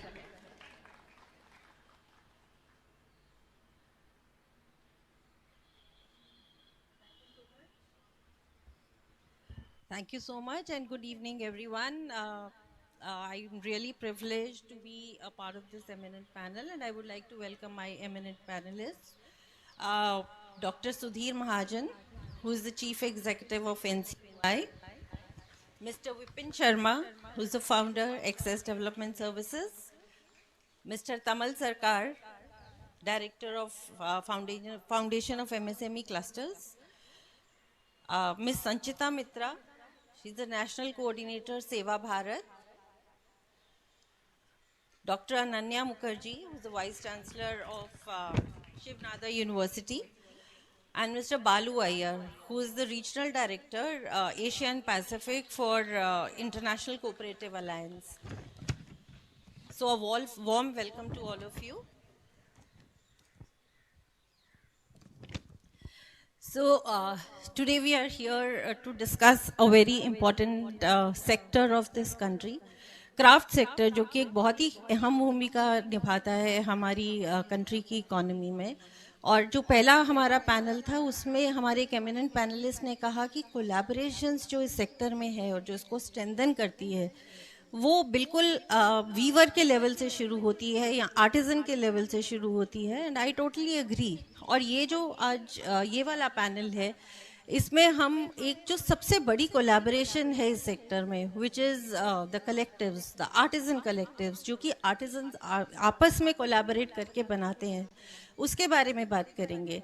So it is the biggest collaboration I would say at the grass root level, which not only provides economic empowerment to artisans but also helps them carve their identity. और इसी वजह से शायद जो हमारे कारीगर लोग हैं उनके बीच में तो ये बहुत ही पॉपुलर है, but it finds also finds a very important place at the policy level. तो अभी जो आज हमारे साथ हमारे पैनलिस्ट जुड़े हैं उनमें मैं डॉक्टर महाजन से सबसे पहले पूछना चाहूँगी. NCUI जो कोऑपरेटिव्स, जो कि एक बहुत ही अहम तरह के कलेक्टिव्स हैं भारत में और I would say internationally also, तो NCUI उनका एक एपेक्स बॉडी है. तो doctor Mahajan, how do you feel this entire cooperative movement has panned out over the years? Good evening, everybody. It's my pleasure, privilege, and honor to be here on this E-Haat Conclave. The question which Meenuji has put up is very, very relevant. I would like to educate everybody that there are 8 lakh cooperatives in our country, which is touching lives of close to 30 crore people, directly or indirectly. And this is the largest cooperative movement in the world. So cooperatives have been playing a very pivotal role. Rural economy में इनकी बहुत बड़ी contribution है. और ये एक civilisational character है हमारा आर्ट के बारे में, क्राफ्ट के बारे में, जो एजेस से चला आ रहा है. ये हमारे DNA में है. क्राफ्ट की जो कला है हमारे लोगों में, रूरल इकोनॉमी को ये कंट्रीब्यूट करते हैं. कोऑपरेटिव्स का नेटवर्क, जैसे मैंने बोला कि 30 से 40 करोड़ लोग इससे डायरेक्टली इनडायरेक्टली जुड़े हुए हैं और इसका विलेज से ग्लोबल लेवल का एक आउटरीच है. कोऑपरेटिव रूरल इकोनॉमी की बैकबोन है और इनकी इसको फेडरेट करके जो फेडरेशन बनती हैं उसमें उनको education, training, market place provide करने की कैपेबिलिटी, ये सारी इनबिल्ट है. और कोऑपरेटिव एक अपने आप में एक ऐसा सस्टेनेबल बिजनेस मॉडल है जो कि एक प्राइवेट एंटरप्रेन्योर से 1000 टाइम्स बेटर होता है. Because we have seen post covid और during covid and whenever there is going to be any kind of financial crisis in the world, cooperative is the only business model which could sustain itself. Individual business model can crash, but cooperative model can always sustain.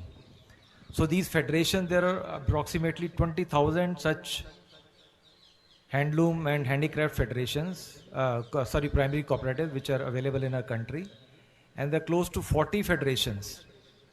And these all primary cooperatives, they federate into these federations, and these federations in turn, they help all these people. NCUI in the recent past has taken a number of initiatives in this regard. We were discussing about that since we are on the E-Haat Conclave, so post-COVID, we also saw that the women-led cooperative and the lesser-known cooperative, they were badly hit. It had upended lives of so many people. So immediately we took an initiative that how to provide marketing platform, because this being cooperative being business entity, they've got every entitlement to grow and to compete in the world market. So buoyed with the response of this NCUI Heart, which we set up, is a physical platform. In less than 2.5 years time, it could clock a sale of 3 crores. Besides that, we also hold cooperative fairs. The cooperative week is celebrated from 14th November to 21st of November every year. So during this time, in the past 3 years, we have been holding these fairs, and these places have become basically laboratories, because people from all across the country, they come here, they bring their product, they sell it, they showcase there, and when they interact with each other, suppose from Northeast somebody is coming and he's interacting with the Punjab artisan, so whenever they discuss, they keep getting new kind of business models, and they start creating something different. So seeing the good response, now we wanted that how the global presence has to be provided to these artisans and their product, because they have an amazing hand and they make amazing product. So we attempted e-commerce platform, which was launched by Honorable Prime Minister on 1st of July this year itself. Proof of concept was there for 3 months. This has been a successful proof of concept which we have done. And now we want to take it to the world level. Pan-India definitely has to be the second stage, and then the third level. Since in the NCI we don't have wherewithal that how to handle it, so we are in touch with many such companies like Amazon, Flipkart, Shopclues, Ethics Group, such kind of people who could help us in operating it seamlessly. So that objective is that how these artisans, they should be first of all in a position to get the remunerative values, and secondly the product should be having a global visibility. So cooperative, as I said, in general, they are providing a very important role in helping all the artisans through federation and through this kind of network. Thank you doctor Mahajan. जैसे आपकी as you very rightly said कि ये sector जो है हमारी economy का backbone है, और करोड़ों जो है कारीगरों का कलेक्टिवाइजेशन के थ्रू काफ़ी मदद हो रहा है. तो मिस्टर सरकार, आप लोग ज़्यादा जो आपका काम है वो MSMEs के साथ है, तो जिस तरह से हम बिकॉज ये सब बिजनेस कलेक्टिव्स हैं, बिजनेस कर रहे हैं, तो जो एक पॉवर्टी एलिविएशन और जॉब क्रिएशन है, इसमें इस पूरी कलेक्टिव मूवमेंट का क्या रोल रहा है? Thank you. सी ऐसा है कि मैं हिंदी ठीक नहीं है बट मैं हिंदी में ही बोलूँगा. ऐसा है कि क्राफ्ट जो सेक्टर है, ये 50 साल पहले ये क्राफ्ट सेक्टर नहीं था. It was a utility sector. और जब से ये ट्रांजिशन हुआ है, जब से फैक्ट्री सेक्टर क्राफ्ट सेक्टर को रिप्लेस करने की काम किया है, और उस टाइम से लेके एक जो बड़ा चीज़ जो है कि जो लोकल इकोनॉमी था, जो चीज़ लोकली जो बिक जाता था, वो बंद होने लगा है. तो क्राफ्ट को लोकल से नेशनल मीन्स ग्लोबल इकोनॉमी की तरह जाना पड़ा. और इन दिस प्रोसेस क्या हुआ कि जो लोकली चीज़ बिकता था वो ग्लोबली बिकता नहीं है, और ग्लोबल नॉलेज जो था वो लोकल पे लेवल पे अवेलेबल नहीं था. सो एक गैप हो गया, और उस गैप होने से लोगों की जो प्रोडक्ट था और जो आर्टिसंस था वो स्ट्रगल करने लगे. एक टाइम में जो आर्टिसंस था, जो जिसके घर पे आके लोग चीज़ें खरीद के लेके जाता था, वो चीज़ बंद हो गया. तो इस जगह पे हमारे देश बहुत बड़ा देश है, यहाँ पे एक यूनिक मॉडल काम नहीं करता है, यहाँ पे यूनिक सोच काम करता है. द यूनिक सोच is to how to market it in a way कि everybody gets returns to investment, and there is no rent element in that. तो मुझे लगता है कि इस चक्कर में कोलैबोरेशंस की जो इशू है, वहाँ पे प्राइवेट सेक्टर का भी एक बहुत इंपॉर्टेंट रोल है, बहुत ही ज़्यादा.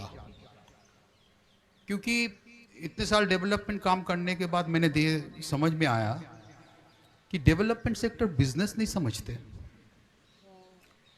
तो उसको हम कृपा के भाव से देख सकते हैं, लेकिन जैसे कोई बोल रहा था कि एडल्ट के तरह उनको जो हैंडल करना है वो इम्पोर्टेंट इशू है, एक बिजनेस एंटिटी की तरह. हाँ, और बिजनेस एंटिटी को ही बिजनेस करने देना चाहिए.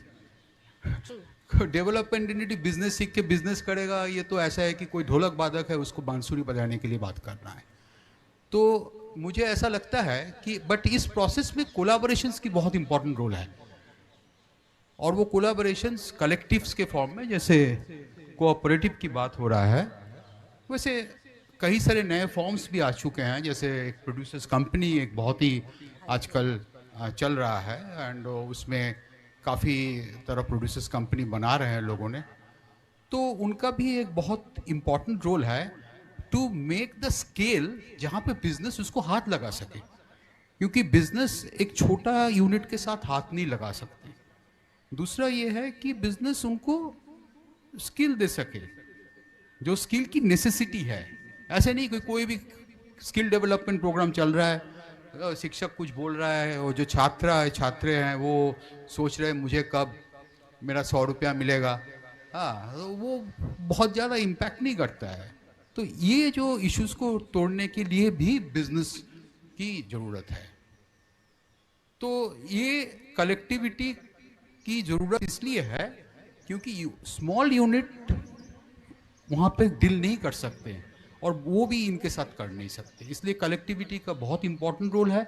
लेकिन कलेक्टिविटी को करके अगर हम सोचें कि कलेक्टिविटी बिजनेस को आगे लेके जाएंगे, वो हमारे लिए बड़ा चैलेंजिंग हो जाएगा। वो ऐसा है कि वही बांसुरी बादल वाला गाना हो जाएगा। इसलिए उनकी रोल, बिजनेस रोल की बहुत इंपॉर्टेंट है। और ये खास करके मैं ये बोल चाहता हूँ कि हमारे डेवलपमेंट वर्ल्ड में जो मिडिल मैन के प्रति जो अनिया है, जो नज़रिया है, उसको बदलना बहुत इम्पोर्टेंट है, क्योंकि हर एक मिडिल मैन शोषण करने के लिए नहीं बैठे रहते हैं, वो बिजनेस देने के लिए भी बैठे रहते हैं। तो इनकी रोल को भी बहुत एक अहम रोल है as a buffer role. Thank you. क्योंकि आपने जैसे बात करी कि बहुत सारे चैलेंजेस हैं, और पहले पैनल में डॉक्टर मेघा ने भी बोला कि ये सबसे डिफ़िकल्ट वैल्यू चेन है। तो विपिन, मेरा अगला सवाल आपसे रहेगा कि ये जो इतने सारे चैलेंजेस ये सेक्टर फेस करता है, तो गवर्नमेंट की सपोर्ट काफ़ी है इस सेक्टर के लिए, लेकिन किस तरह से ये कलेक्टिव्स जो है इस सपोर्ट को लेवरेज कर सकते हैं? So I think, I mean, crafts, as it was told in the earlier panel also, is the second biggest provider of employment in the country. And if you look at their plight, they are moving from skilled markets to unskilled labor markets. So we know that there is a huge decline. I was just thinking in the morning that in 1975, Ravi Mathai was, director of IIM Ahmedabad. He wanted to look at where the poverty challenges are in the villages and all is scattered around, and he finally zeroed in on a village called Javaja. And among the first collectives that, was professionally organized was the Artisans Alliance in Javaja. There were two clusters, one which wove daris and rugs, and the other one was in leather. And at that time, I mean, the leather collective was 42 members, and the dari were 26 members, and I visited that cluster several times. And despite all the interventions that Ravi used to do, driving every weekend from Ahmedabad to Javaja and working with them. So his whole idea was that an artisan can actually succeed if he is able to control the value chain. So here, I mean, we are looking, so one way of, controlling the value chain is by collectivization. So unless, on an individual basis, you cannot negotiate well in the marketplace, you cannot influence the markets, you can't influence prices.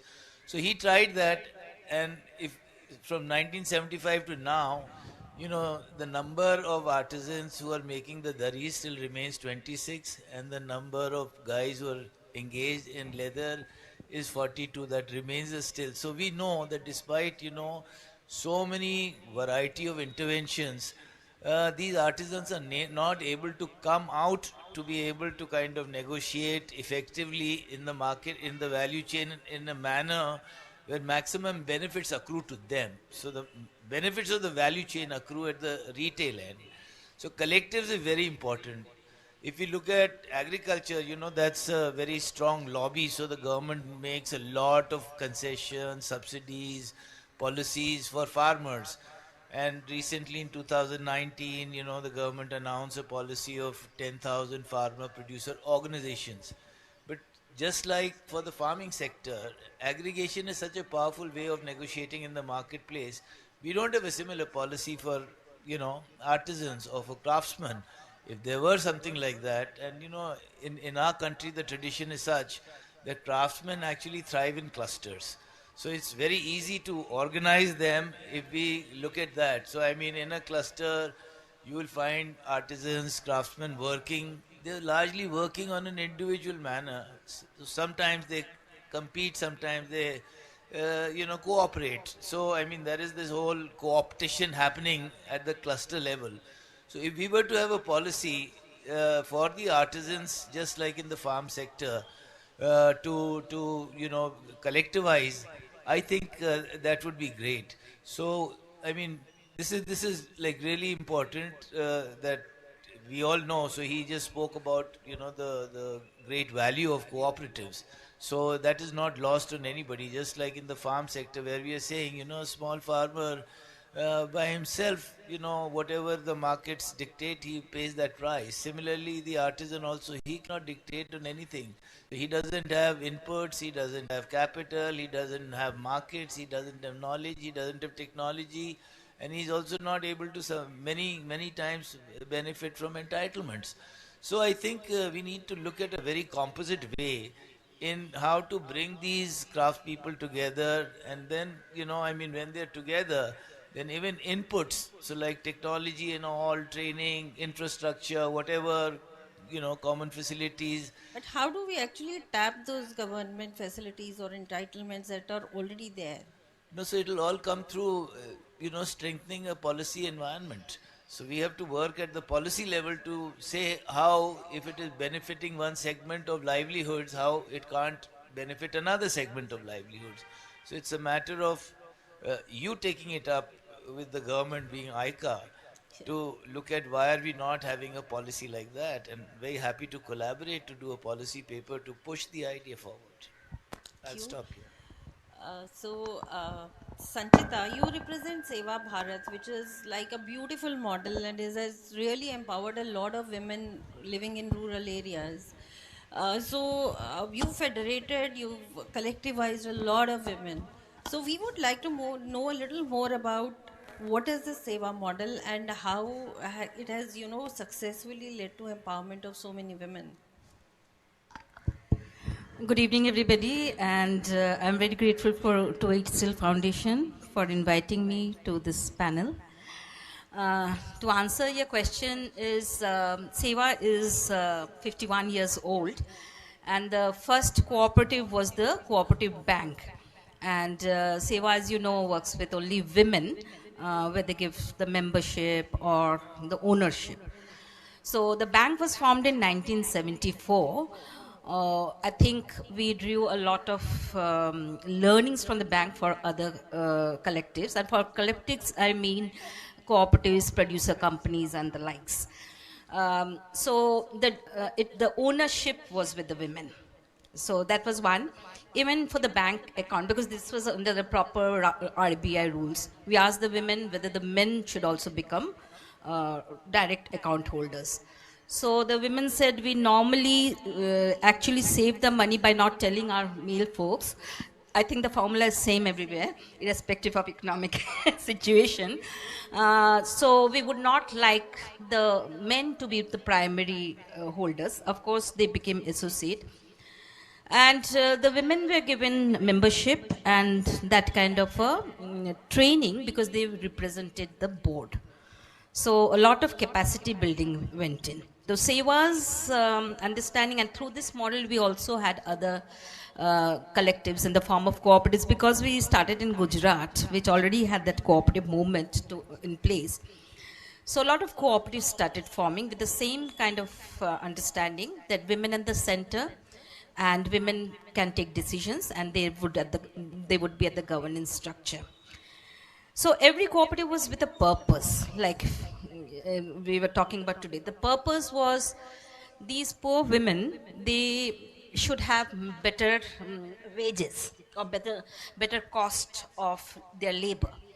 The other part was they should have social security. So there was a linkage to social security from the very beginning.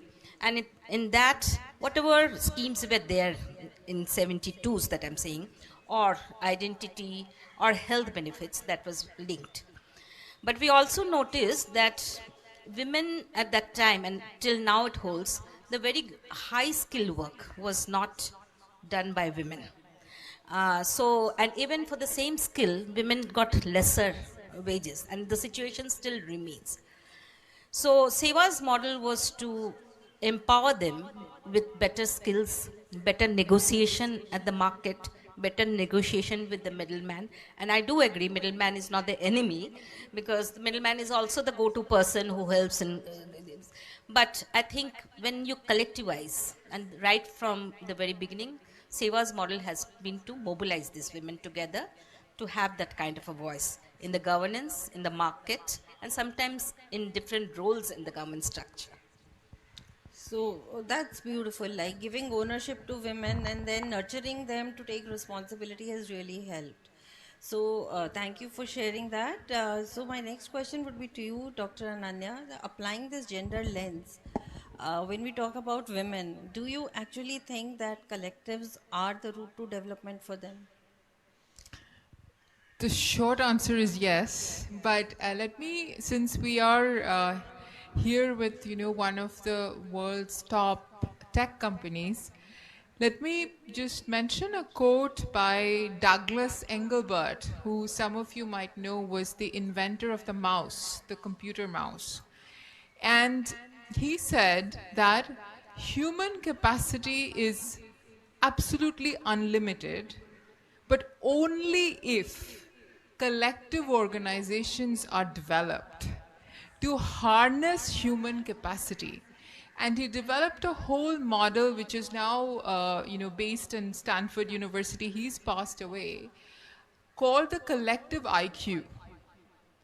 And he talked to every organization which then was at that time was very enamored by computers and what it can do, that this kind of technology will have absolutely no impact on human beings over a longer time scale unless we develop collective capacity.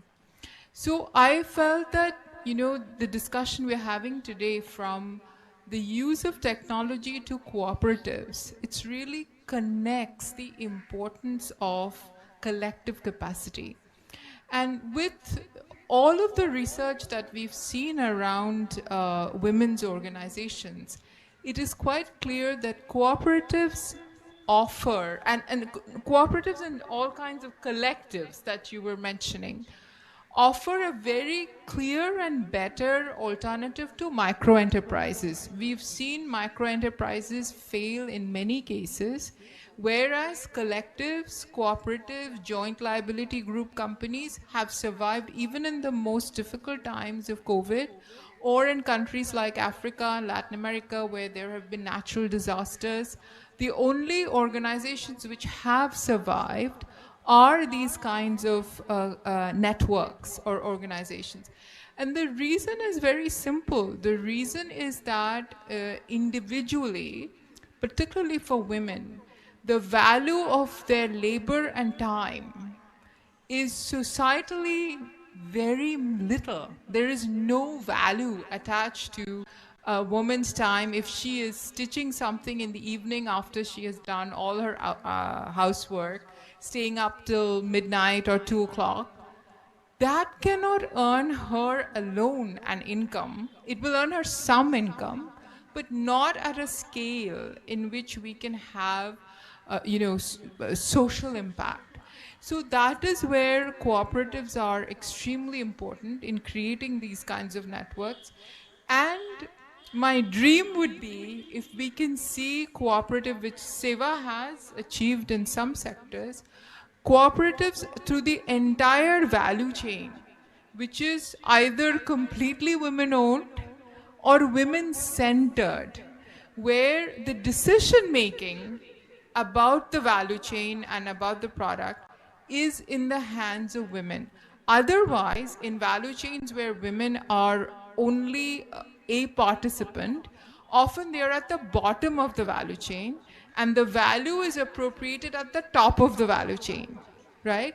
So the beginning with any kind of these collective organizations if we can have that kind of a seamless value chain, and in India, as we already heard, all the structures are there. We have cooperative banks from many years, and in every neighborhood, it's also neighborhood based. So there's a lot of opportunity to create these kind of structures. And one thing I would say to the private, I mean, I disagree with you on the development sector versus the private sector, but private sector has a lot to reflect on. For example, private banks, including the largest banks, were very generous in availing loans to individual microenterprise at very high interest rates because it was very profitable. But they will not come so generously for small cooperatives because the structures and ownership are not something that they are familiar with. So I think we need to work on the private sector as well to create better forms of collaboration of finance, production, sales, and the entire value chain from local to global. Yeah, thank you. That's a very valid input. Mr. Iyer, ICA has been the voice of cooperatives world over. So we would like to know from you that internationally and specifically in Asia Pacific and in India, where does this entire cooperative movement stand in the overall scenario of international development? Thank you, Meenu, and congratulations to HCL Foundation on launch of My E-Haat. I think my fellow panelists have made the case for cooperatives,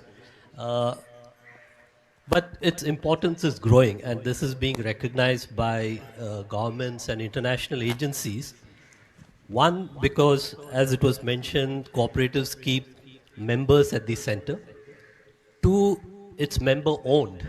So it's not, so they have a say in the decision making. And three, they work on the basis of values and principles. And cooperatives are not just economic entities, but they also have the social, the environmental, and the cultural dimension.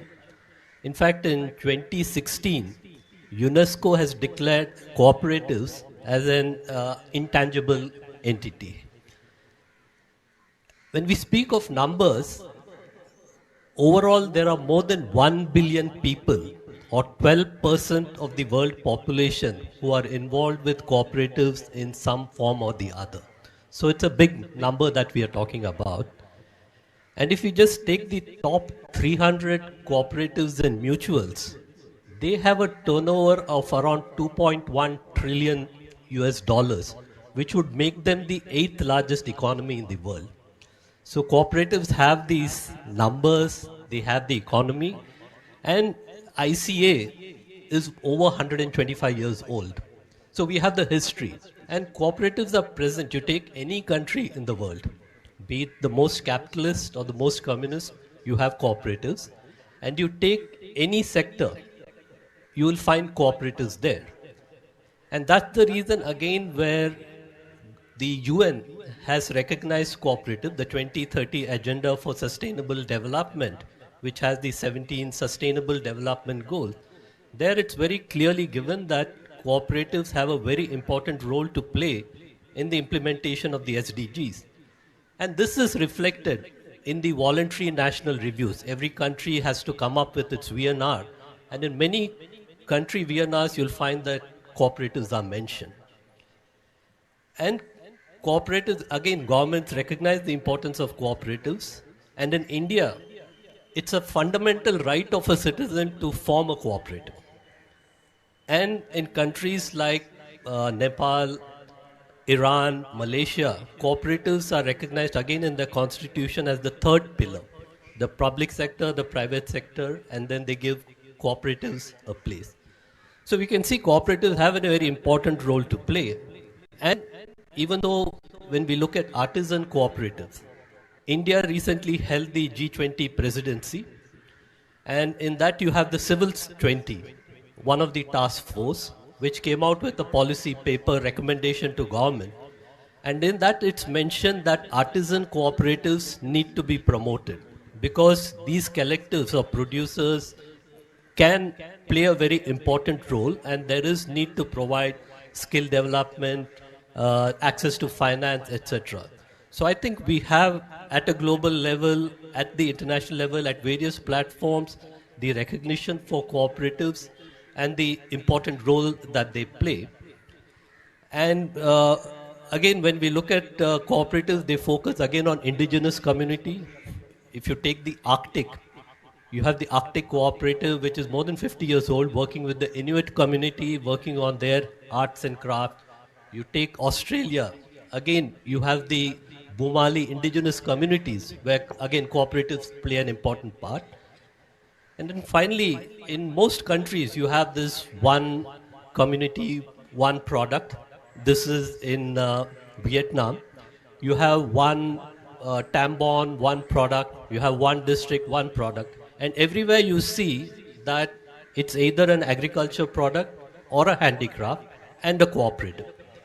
So any country in the world, any product, I think cooperatives have an important role to play. And examples which my panelists have shown go to prove that point. Thank you so much.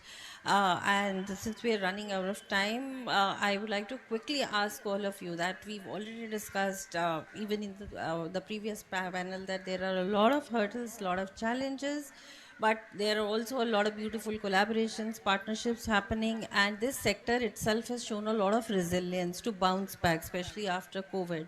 So what, according to you, is the future of craft collectives in India? And just in one sentence, and just one step that you feel is very important in keeping this sector relevant in future. So we start with you, Sanchita. I think it's how we invest in the future. So we were talking a lot about bridge institutions in Niti Aayog. So HCL also seems to be a bridge institution. So I think we should have more and more bridge institutions to connect the artisans to the consumers. More beautiful collaborations. Vipin, next over to you. Yeah, I was just thinking that, I mean, the skill levels of artisans in the country is very high. And I think there was a suggestion earlier also. I feel that we need to move from producing handicrafts to handcrafted products. So we need to start to harness the skill in a manner where it is contemporarized. Thank you. Dr. Ananya? I would agree with that also, but in terms of what is the future, we have to make the future. As we heard that it is the largest sector, both in terms of potential, but also in terms of suicides. I think that was mentioned. So I think I mean, we cannot assume that the future is good or bad. It is too many lives at stake. So we all have to put our collaborative efforts together to make the future of crafts a viable future. Thank you so much. My answer would be cross-sectoral collaborations. Whether civil society, government, cooperatives, public sector, anybody who can leverage their strength in helping the artisans, that should be the only objective. This is the way we can ensure that the art and craft is also protected, the tradition is protected, culture goes on like that. At the same time, they should be in a position to have economic security also. I would say the future of artisan cooperatives lies with the consumer, who can play a pivotal role in championing ethical consumption, who can support craftsmen and drive local demand for sustainable products so that it can empower communities. That's a beautiful perspective, yes. So I think I have already said, so what my only thing is that we should be open. It's a big country and there is no one solution for this thing. The idea is that we have to enhance the income of the artisans, otherwise they will run away for every reason. So, and here the role of development should be in the developmental aspects only. There will come a time when business will be more important than the developmental aspect. And there, I think the specialists should take over. We should be open to that at every sector. Thank you so much. So just to summarize it all, that it's a very important sector which not only economically empowers the artisans but also upholds the traditions and the culture of a country, and it also socially empowers them. So a true socio-economic empowerment happening through collectives and collaborations is the way ahead, and we should be open and take one step at a time and look with a lot of positivity for a radiant future. Thank you so much, and I thank all of you. So big round of applause for our eminent panelists.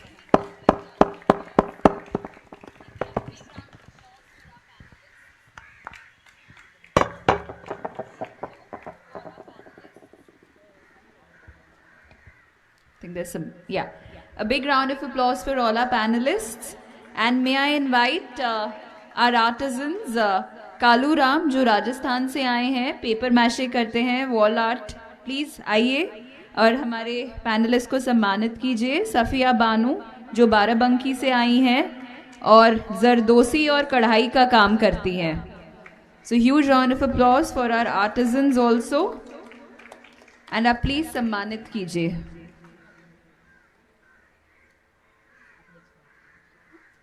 I know we have questions for our panelists. You will find them around for tea, and there is a lovely setup for tea, if I may just add. We have the last segment of our program, so we wouldn't want you to leave without having tea and some really yummy regional delicacies, if I may entice you with.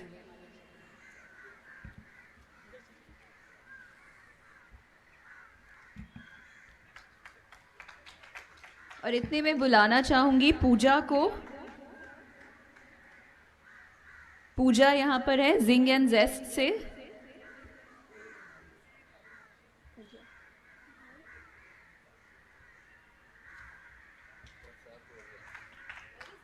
Huge round of applause, please. You all have to earn your tea, so can we get some energy? The birds are chirping, there's a nip in the air, we're all under beautiful trees here.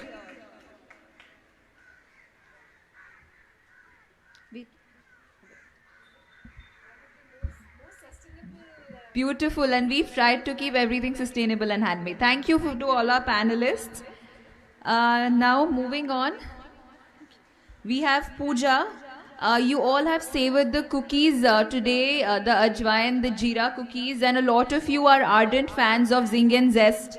Payal is the biggest one who always has bottles of them stocked. So Pooja is a President Awardee. Nari Shakti Puraskar से उन्हें सम्मानित किया गया है. पूजा, I would request कि आप आएँ, अपना एक्सपीरियंस हमारे साथ शेयर करें. You been working with HCL foundation.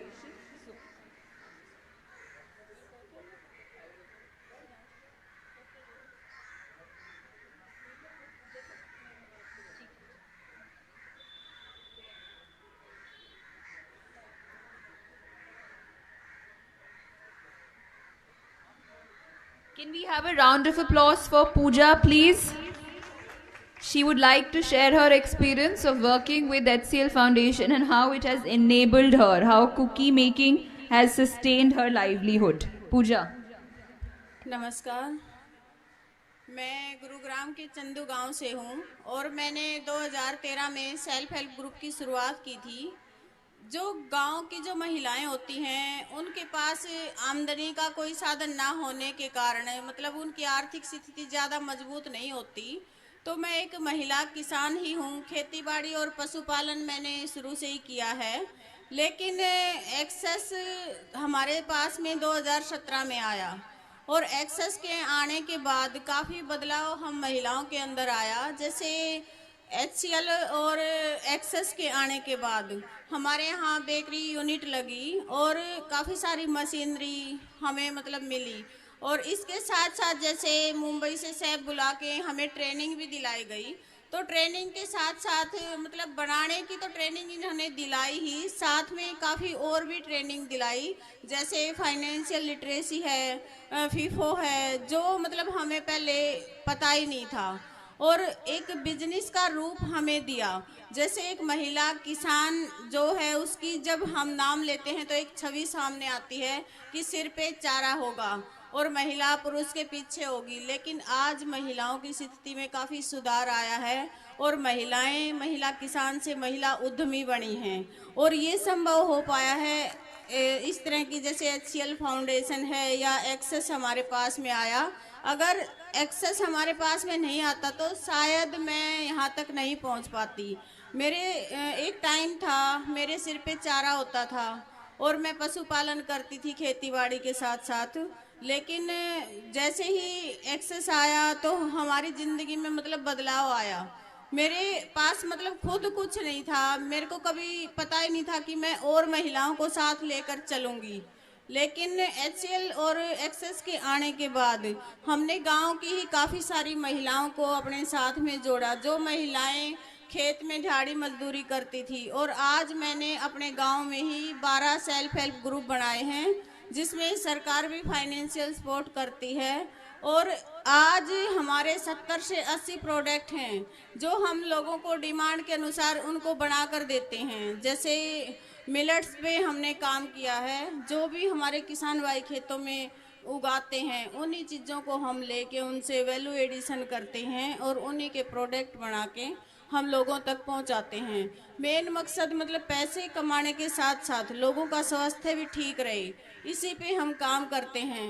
एक टाइम था सिर पे चारा होता था और आज मैं मतलब इतना मेरे अंदर बदलाव आया है, मैं हवाई जहाज़ में बैठ के वक्ता के रूप में जाती हूँ कि हम महिला सशक्तिकरण के साथ साथ किसानों के डबल कैसे कर सकते हैं।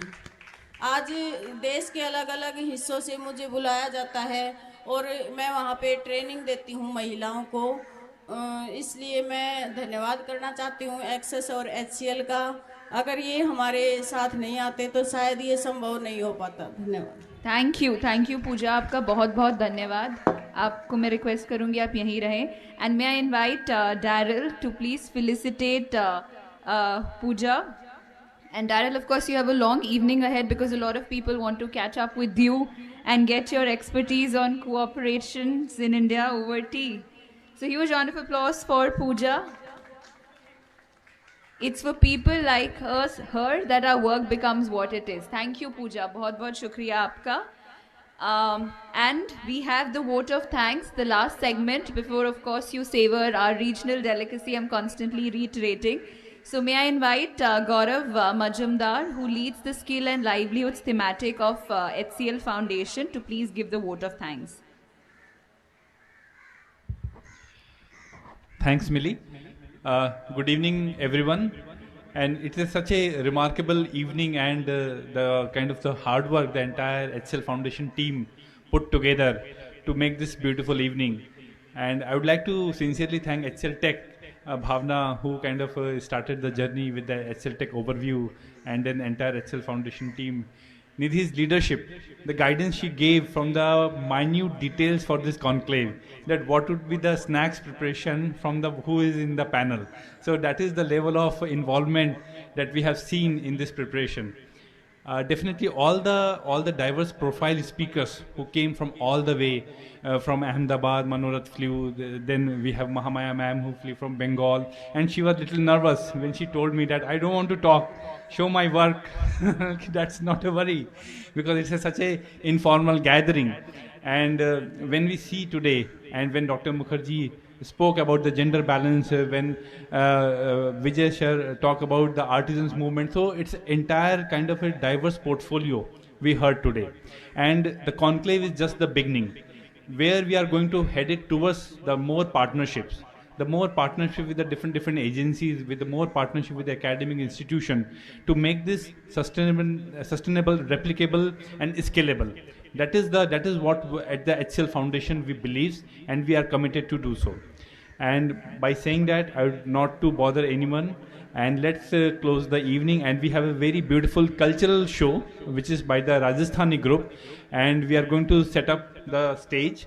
Till the time you are going to enjoy the local delicacies made by our self-help groups, the millet, and also some local traditional food like golgappe and all that. So I'm sure Daryl will be enjoying, and it's a dessert. So looking forward And thank you once again, and looking forward to meet everyone. Thank you.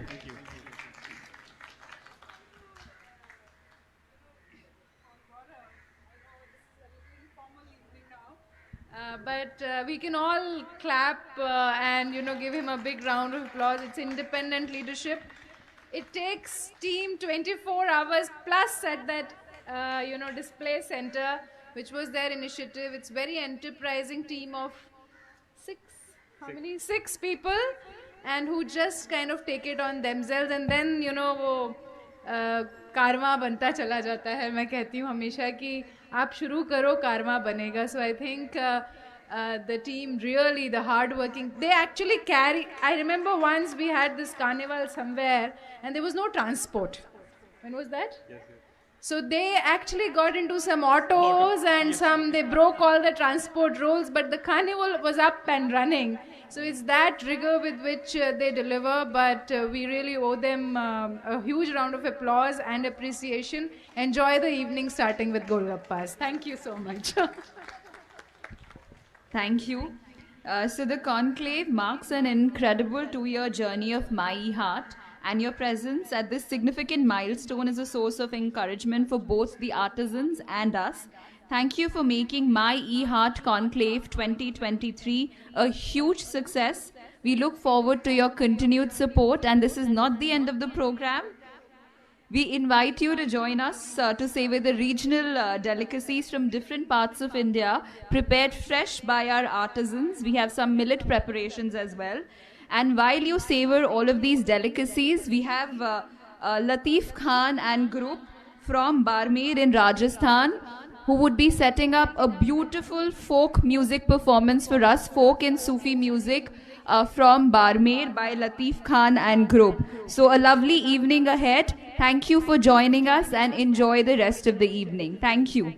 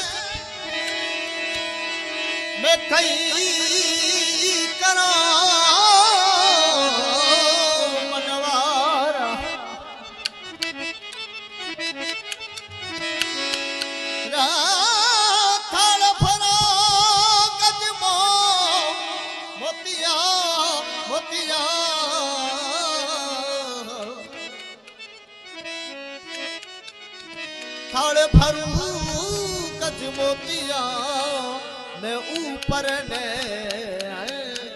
धरू।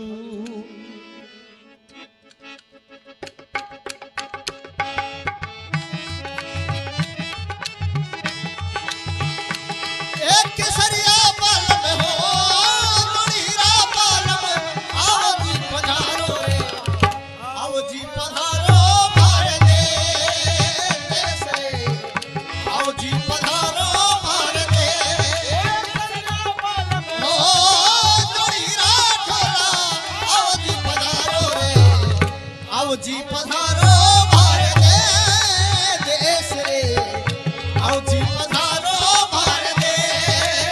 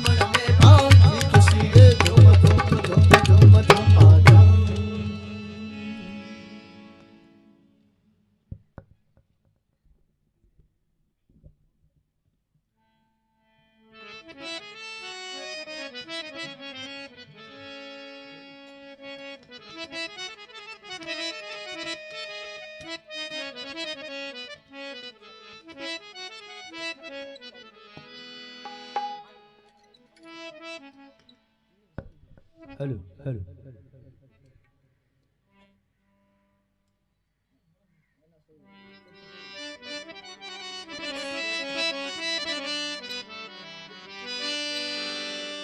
Hello.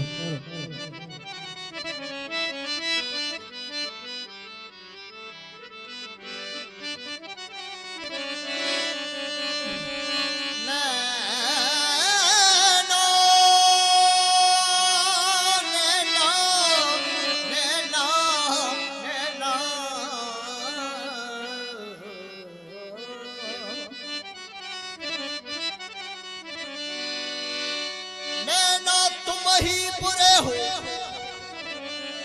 और तुमसे बुरा ना को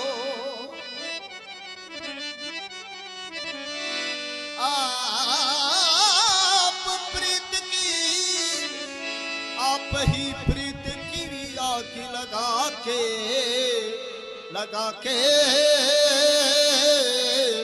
आप बैठे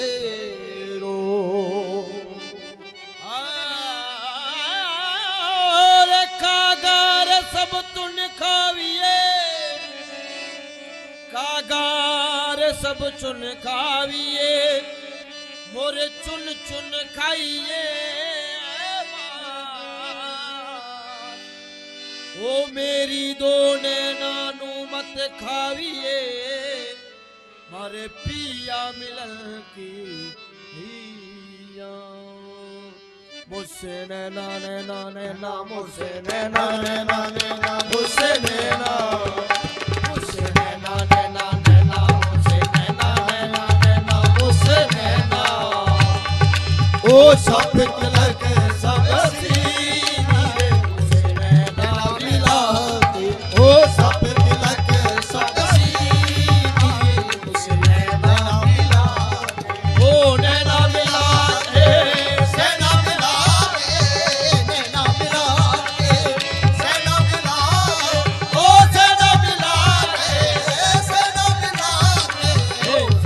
ओ बात अजब कह गई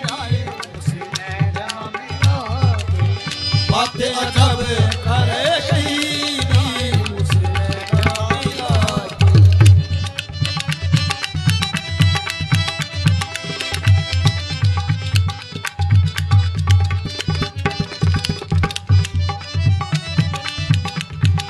वो प्रेम पथी को मधुआ पिला के प्रेम पथी को मधुआ पिला के मधुआ पिला के मुझे मधुआ पिला के वो मधुआ पिला के मधुआ पिला के वो मतवाली कह गई आए मुझे नैना मिला के वो मतवाली कह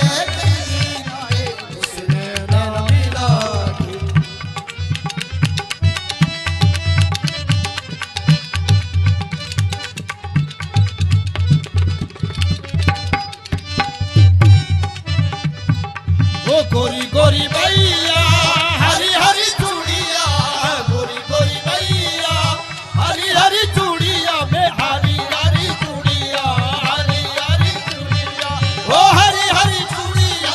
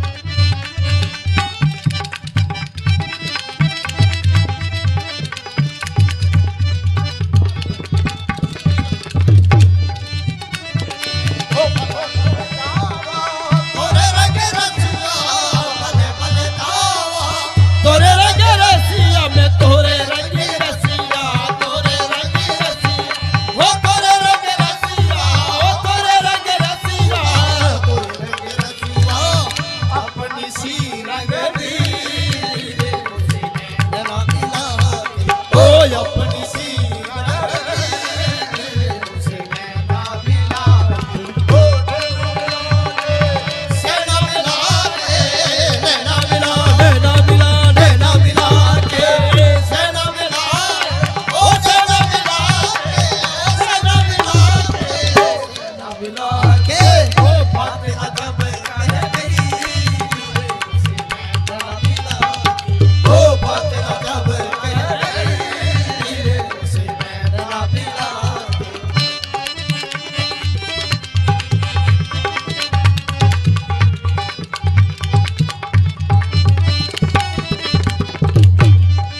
भले भले जावा तोरे रंग रसिया भले भले जावा तोरे रंग रसिया तोरे रंग रसिया तोरे रंग रसिया ओ तोरे रंग रसिया ओ तोरे रंग रसिया तोरे रंग रसिया अपनी सी रंगली मेरे मुझसे नैना मिला ओ अपनी सी रंगली मेरे मुझसे नैना मिला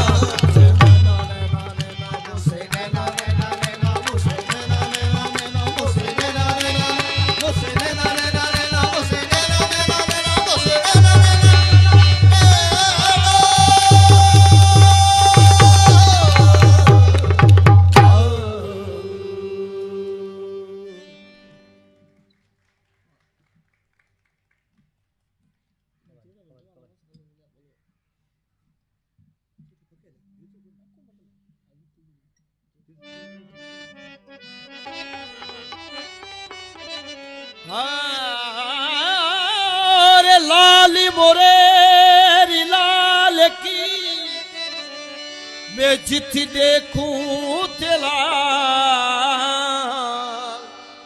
वो लाली देखन में गई पिया खुद भी हो गई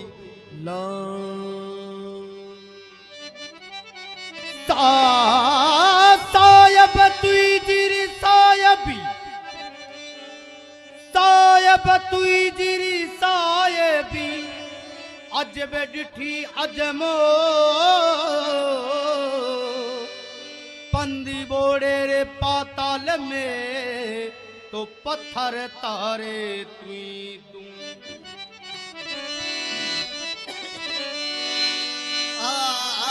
मुंह पे अली अली तेरी जुबान पे अली अली मुंह पे अली तेरी जुबान पे अली अली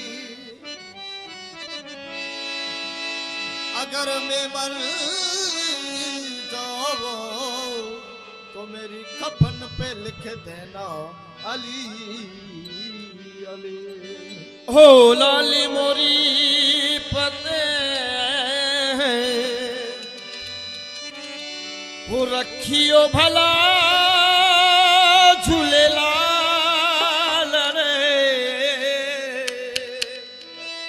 ओ लाली मोरी पत्ते रखियो भला झूले लाल रे संदड़ी दा सेवन करी कलीदा बाज कलीदर हक तुमा तुम अलीदा पहला लंबर सूफिया सा कलंदर सूफिया लाल कलंदर ओ लाल मोरी लाल मोरी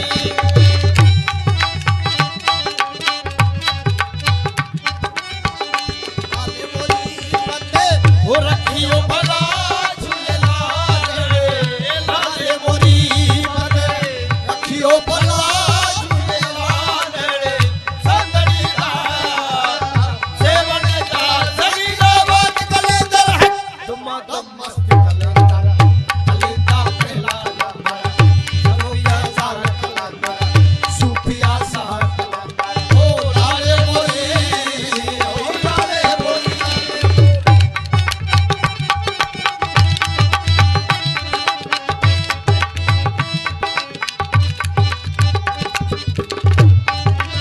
वो जनन जनन तेरी मोहब्बत बागे जनन जनन तेरी मोहब्बत बागे ओ लाल बजे घड़ी लाल भला झूले लाल रे ओ लाल बजे घड़ी लाल भला झूले लाल रे संदड़ी दा सेवन दा सगीदा बाज कलींदर तुम मस्त कलंदर कलीदा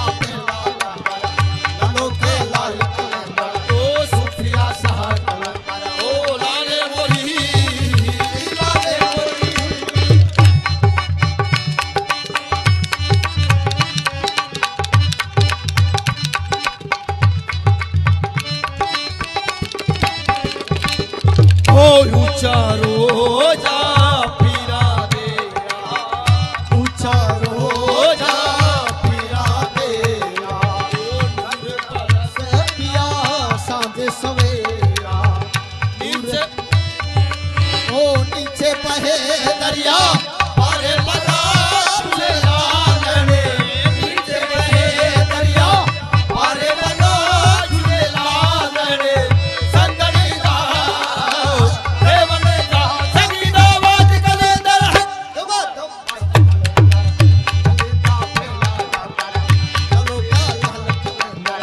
सूफिया सहात ओ लाले ओरे लाले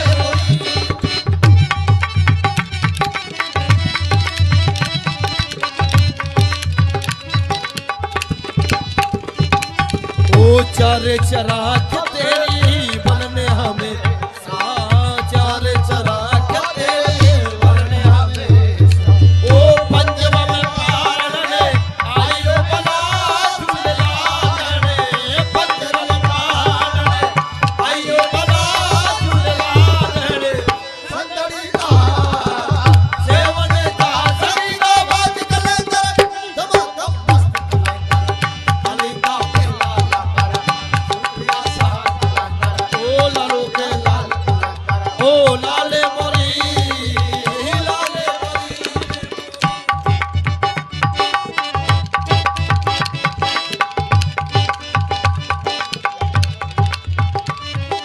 ओ मैं दुखियारी पिया वो मैं दुखियारी पिया मर के दावा वो नजर दवा करो तरबी जावा ओ तेरे सिवा मेरा कोई नहीं झूलेलाल रे तेरे सिवा मेरा कोई नहीं झूलेलाल रे संदड़ी दा सेवन दा संगीदा बात कलेंदर दमा दम मस्त कलेंदर कलेंदा पहला लंबर ललो का लाल कलेंदर सूफिया सहा कलेंदर कलेंदर मस्त कलेंदर दमादम मस्त कलेंदर दमादम मस्त कलेंदर दमादम मस्त कलेंदर दमादम मस्त कलेंदर दमादम मस्त कलेंदर दमादम मस्त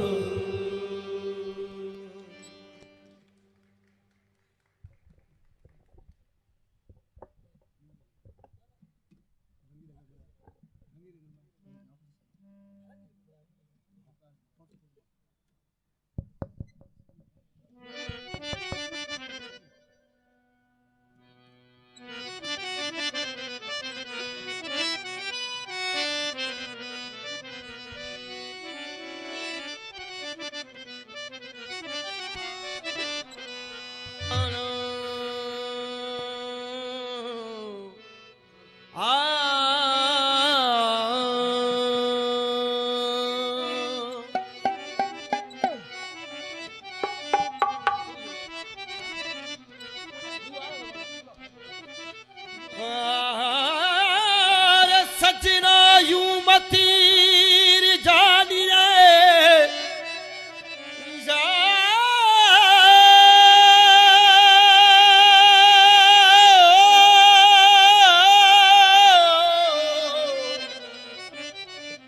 सजना यूं मतीर जानिए था बिछड़ा मोहे चे जैसी जलिबना मछली तड़पती रे दिन रे साजन भूल गुलाबी को साजन भूल गुलाब को प्रिया में भूलने की बात ओ साजन मेरो कलीलो काले दो प्रिया में भूलन की बात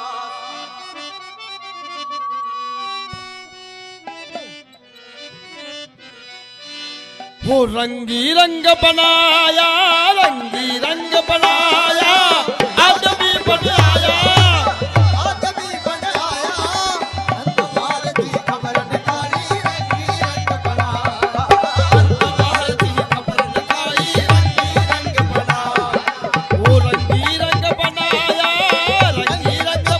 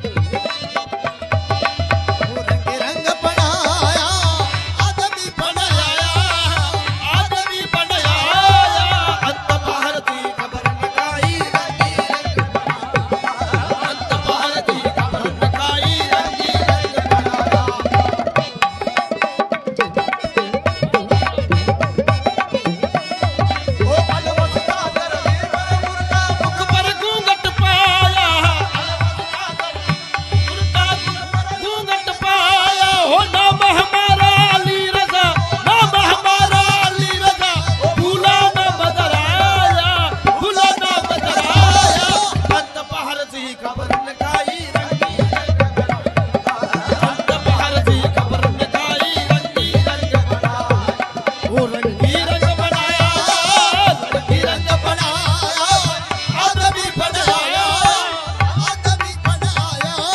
संत बाहर जी खबर लगाई रंगी रंग बनाया संत बाहर जी खबर लगाई रंगी रंग बनाया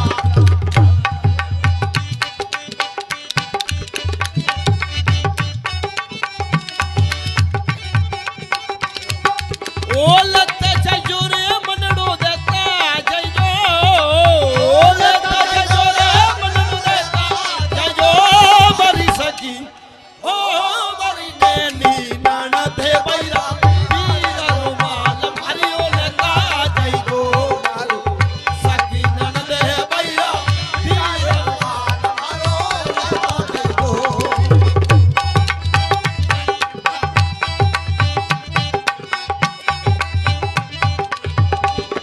ओ अपर करणिए भातो भोजनिया बनाया अपर करणिए भातो भोजनिया बना ओ आज को भोजनियो थे तो जिमता जाइयो ओ आज को भोजनियो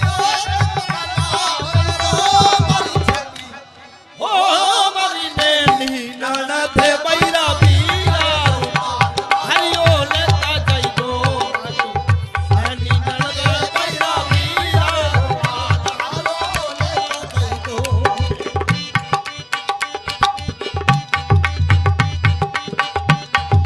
वो अपर करणिए मातो पागड़ ला लगाया ओ अपर करणिए मातो पागड़ ला लगाया ओ घुमड़िए रे मिसियवता जयो ओ घुमड़िए रे मिसियवता जयो मारी सकी ओ मारी नैनी नाना थे बैरा वीरा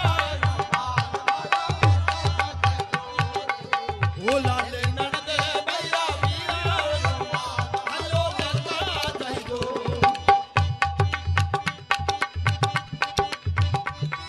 वो अपर करणिए मतो गवणियो पाड़ा अपर करणिए मतो गवणियो पाड़ा ओ दतनिए रे मिसियवता जयो ओ दतनिए रे मिसियवता जयो मरी नैनी ओ नैनी नादू नाना ते बैरा वीरा हलो लता जयो सभी नाना ते बैरा वीरा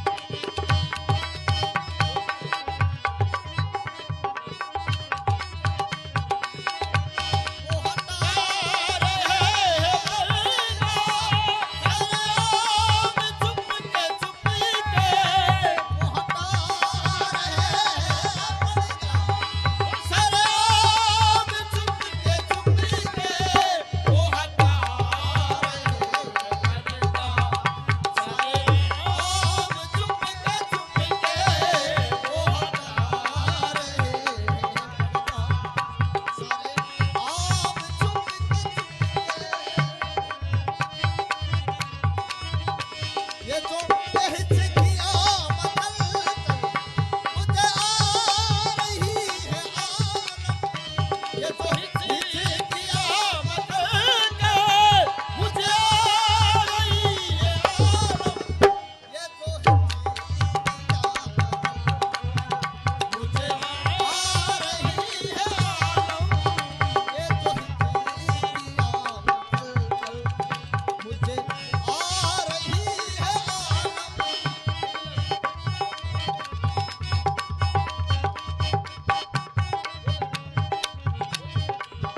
ओथे तो बोलो तो मीठा लगो ओथे तो यासो तो मीठा लगो बेटोड़ा सो वो मरे रागणे ओ सावरी सूरत मारो जमीनो मारो ओ सावरी सूरत मारो जमीनो मारो थोड़ो सुबह मरे रागणे थोड़ो सुबह मरे रागणे ओ मोला यावा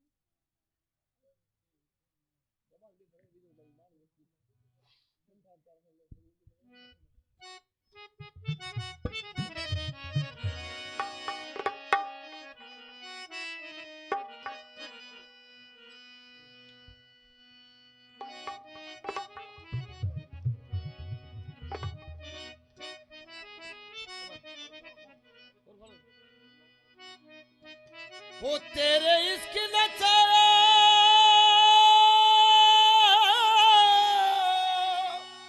वो तेरी इश्क नचाया वो तेरे इश्क नचाया करके कैया कैया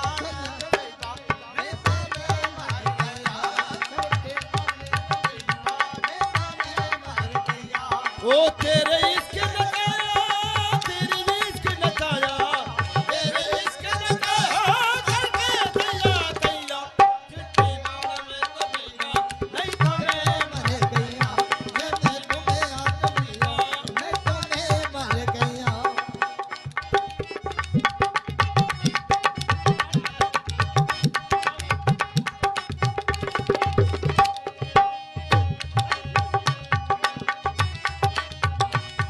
वो तेरे इश्क ने डेरा मेरा दिल बिछ कीदा तेरे इश्क ने डेरा तेरे दिल डेरा तेरे इश्क ने डेरा तेरे इश्क ने डेरा करके सानू घायल करके सानू घायल करके कैया कैया चिट्ठी माला में कमीना नहीं तो मैं मर गया ओ चिट्ठी माला में कमीना नहीं तो मैं मर गया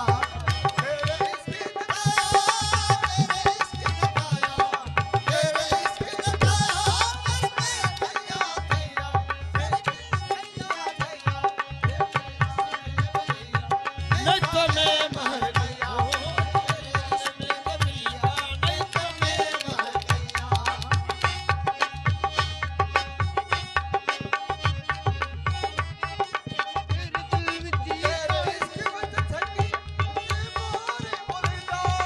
तेरे इश्क न झंगी ओ तेरे इश्क न झंगी बिच मोर बोलदा मैं झंगी बिच मोर बोलदा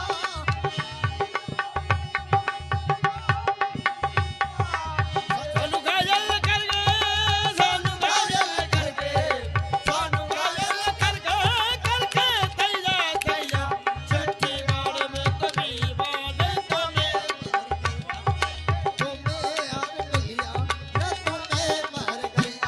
वो तेरे